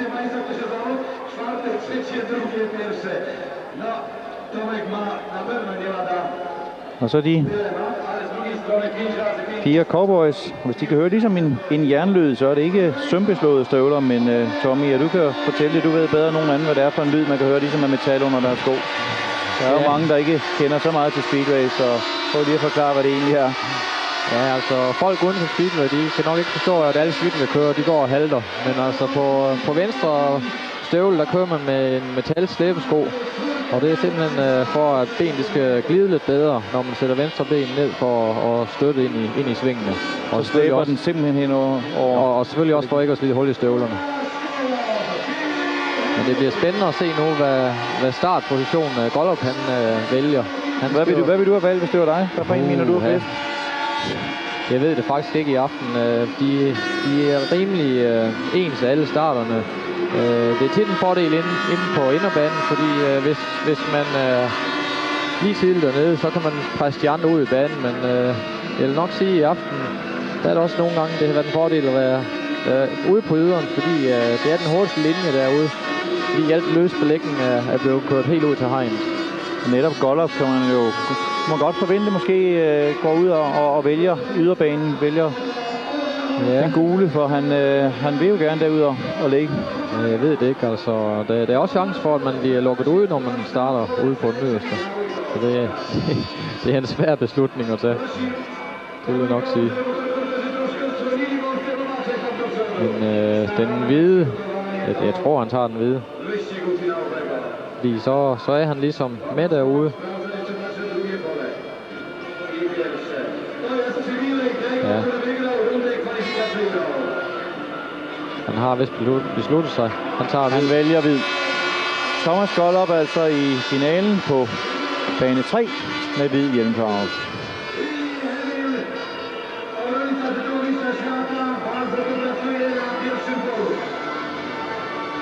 Det er sådan, at når der er blevet kørt så mange heat, så er der spor nede på starten, altså riller i banen, og nogle kører, de kan bedst lide at starte i et gammelt spor for at få mest speed, og der er også nogen, der helst starte på et nyt sted, som er helt frisk.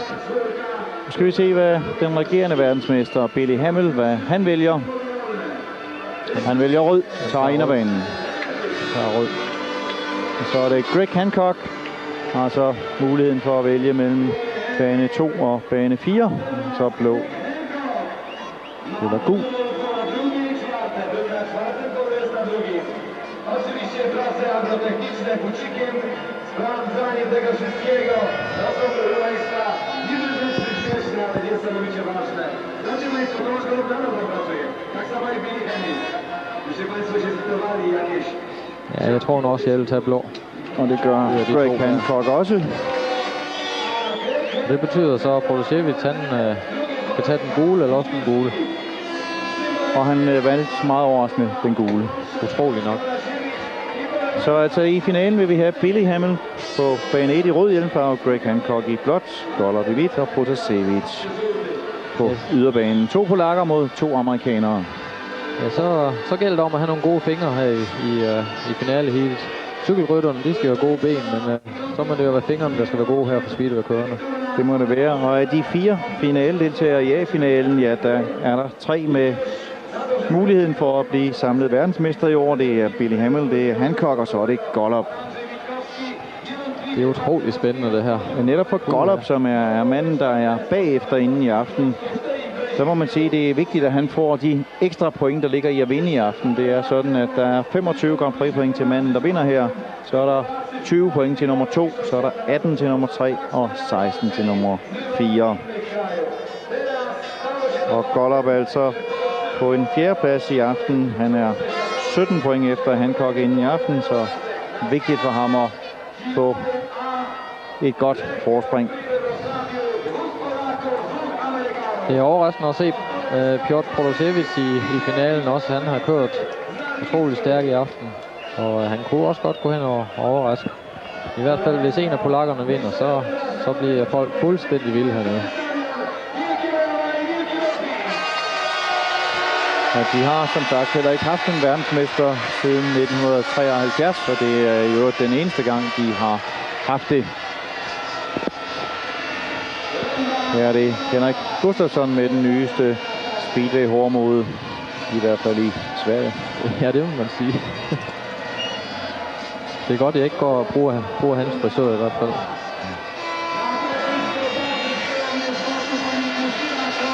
Men her er Thomas Gollop, som jeg synes, man må kreditere, for det er et voldsomt pres, der har været på ham. Når man er hernede i Polen, så mærker man først, hvor meget polakkerne går op i det, og de kræver nærmest, at Gollop skal vinde. Har vundet en Grand Prix-sejr i år, men i Sverige, det andet Grand Prix, der har kørt. Det første vandt Greg Hancock i Tjekkiet, så altså Gollop i Sverige, så var det Hans Nielsen i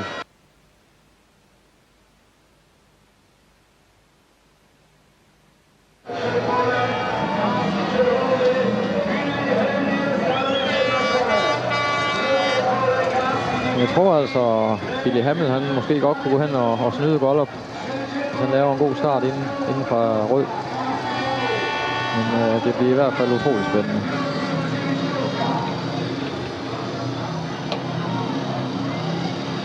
30.000 er der på plads på stadion her i Wrocław.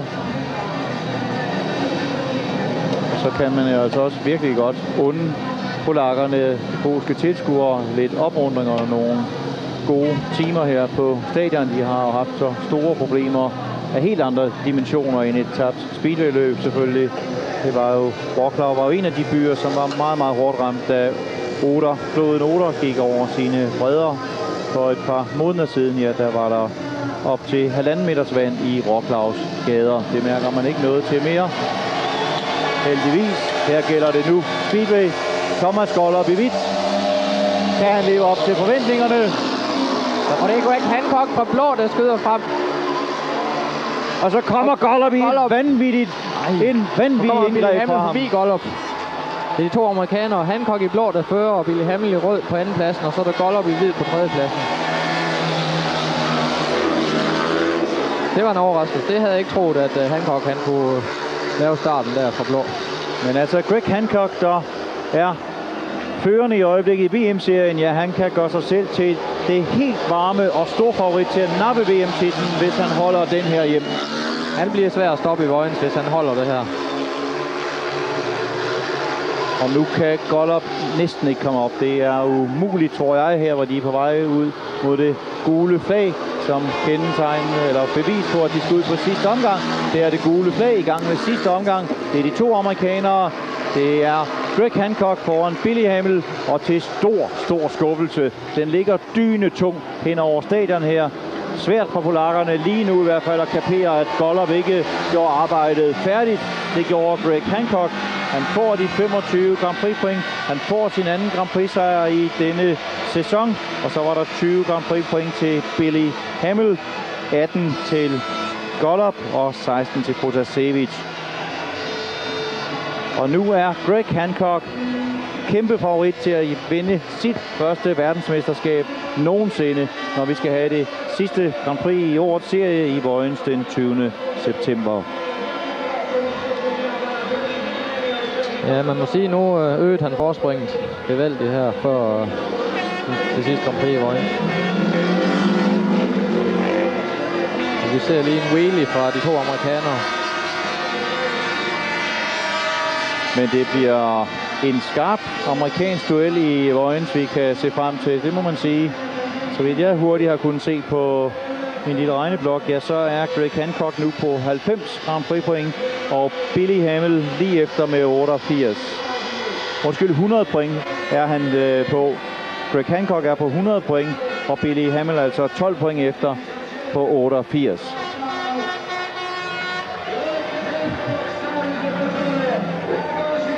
Og med billedet af en meget, meget lykkelig amerikaner, der har et flot rundt 100-tal på sin Grand Prix-konto, og dermed stor favorit til at vinde årets VM-titel. Ja, så runder Tommy Knudsen og Nick Horup af fra en meget lang nat her i Wrocław.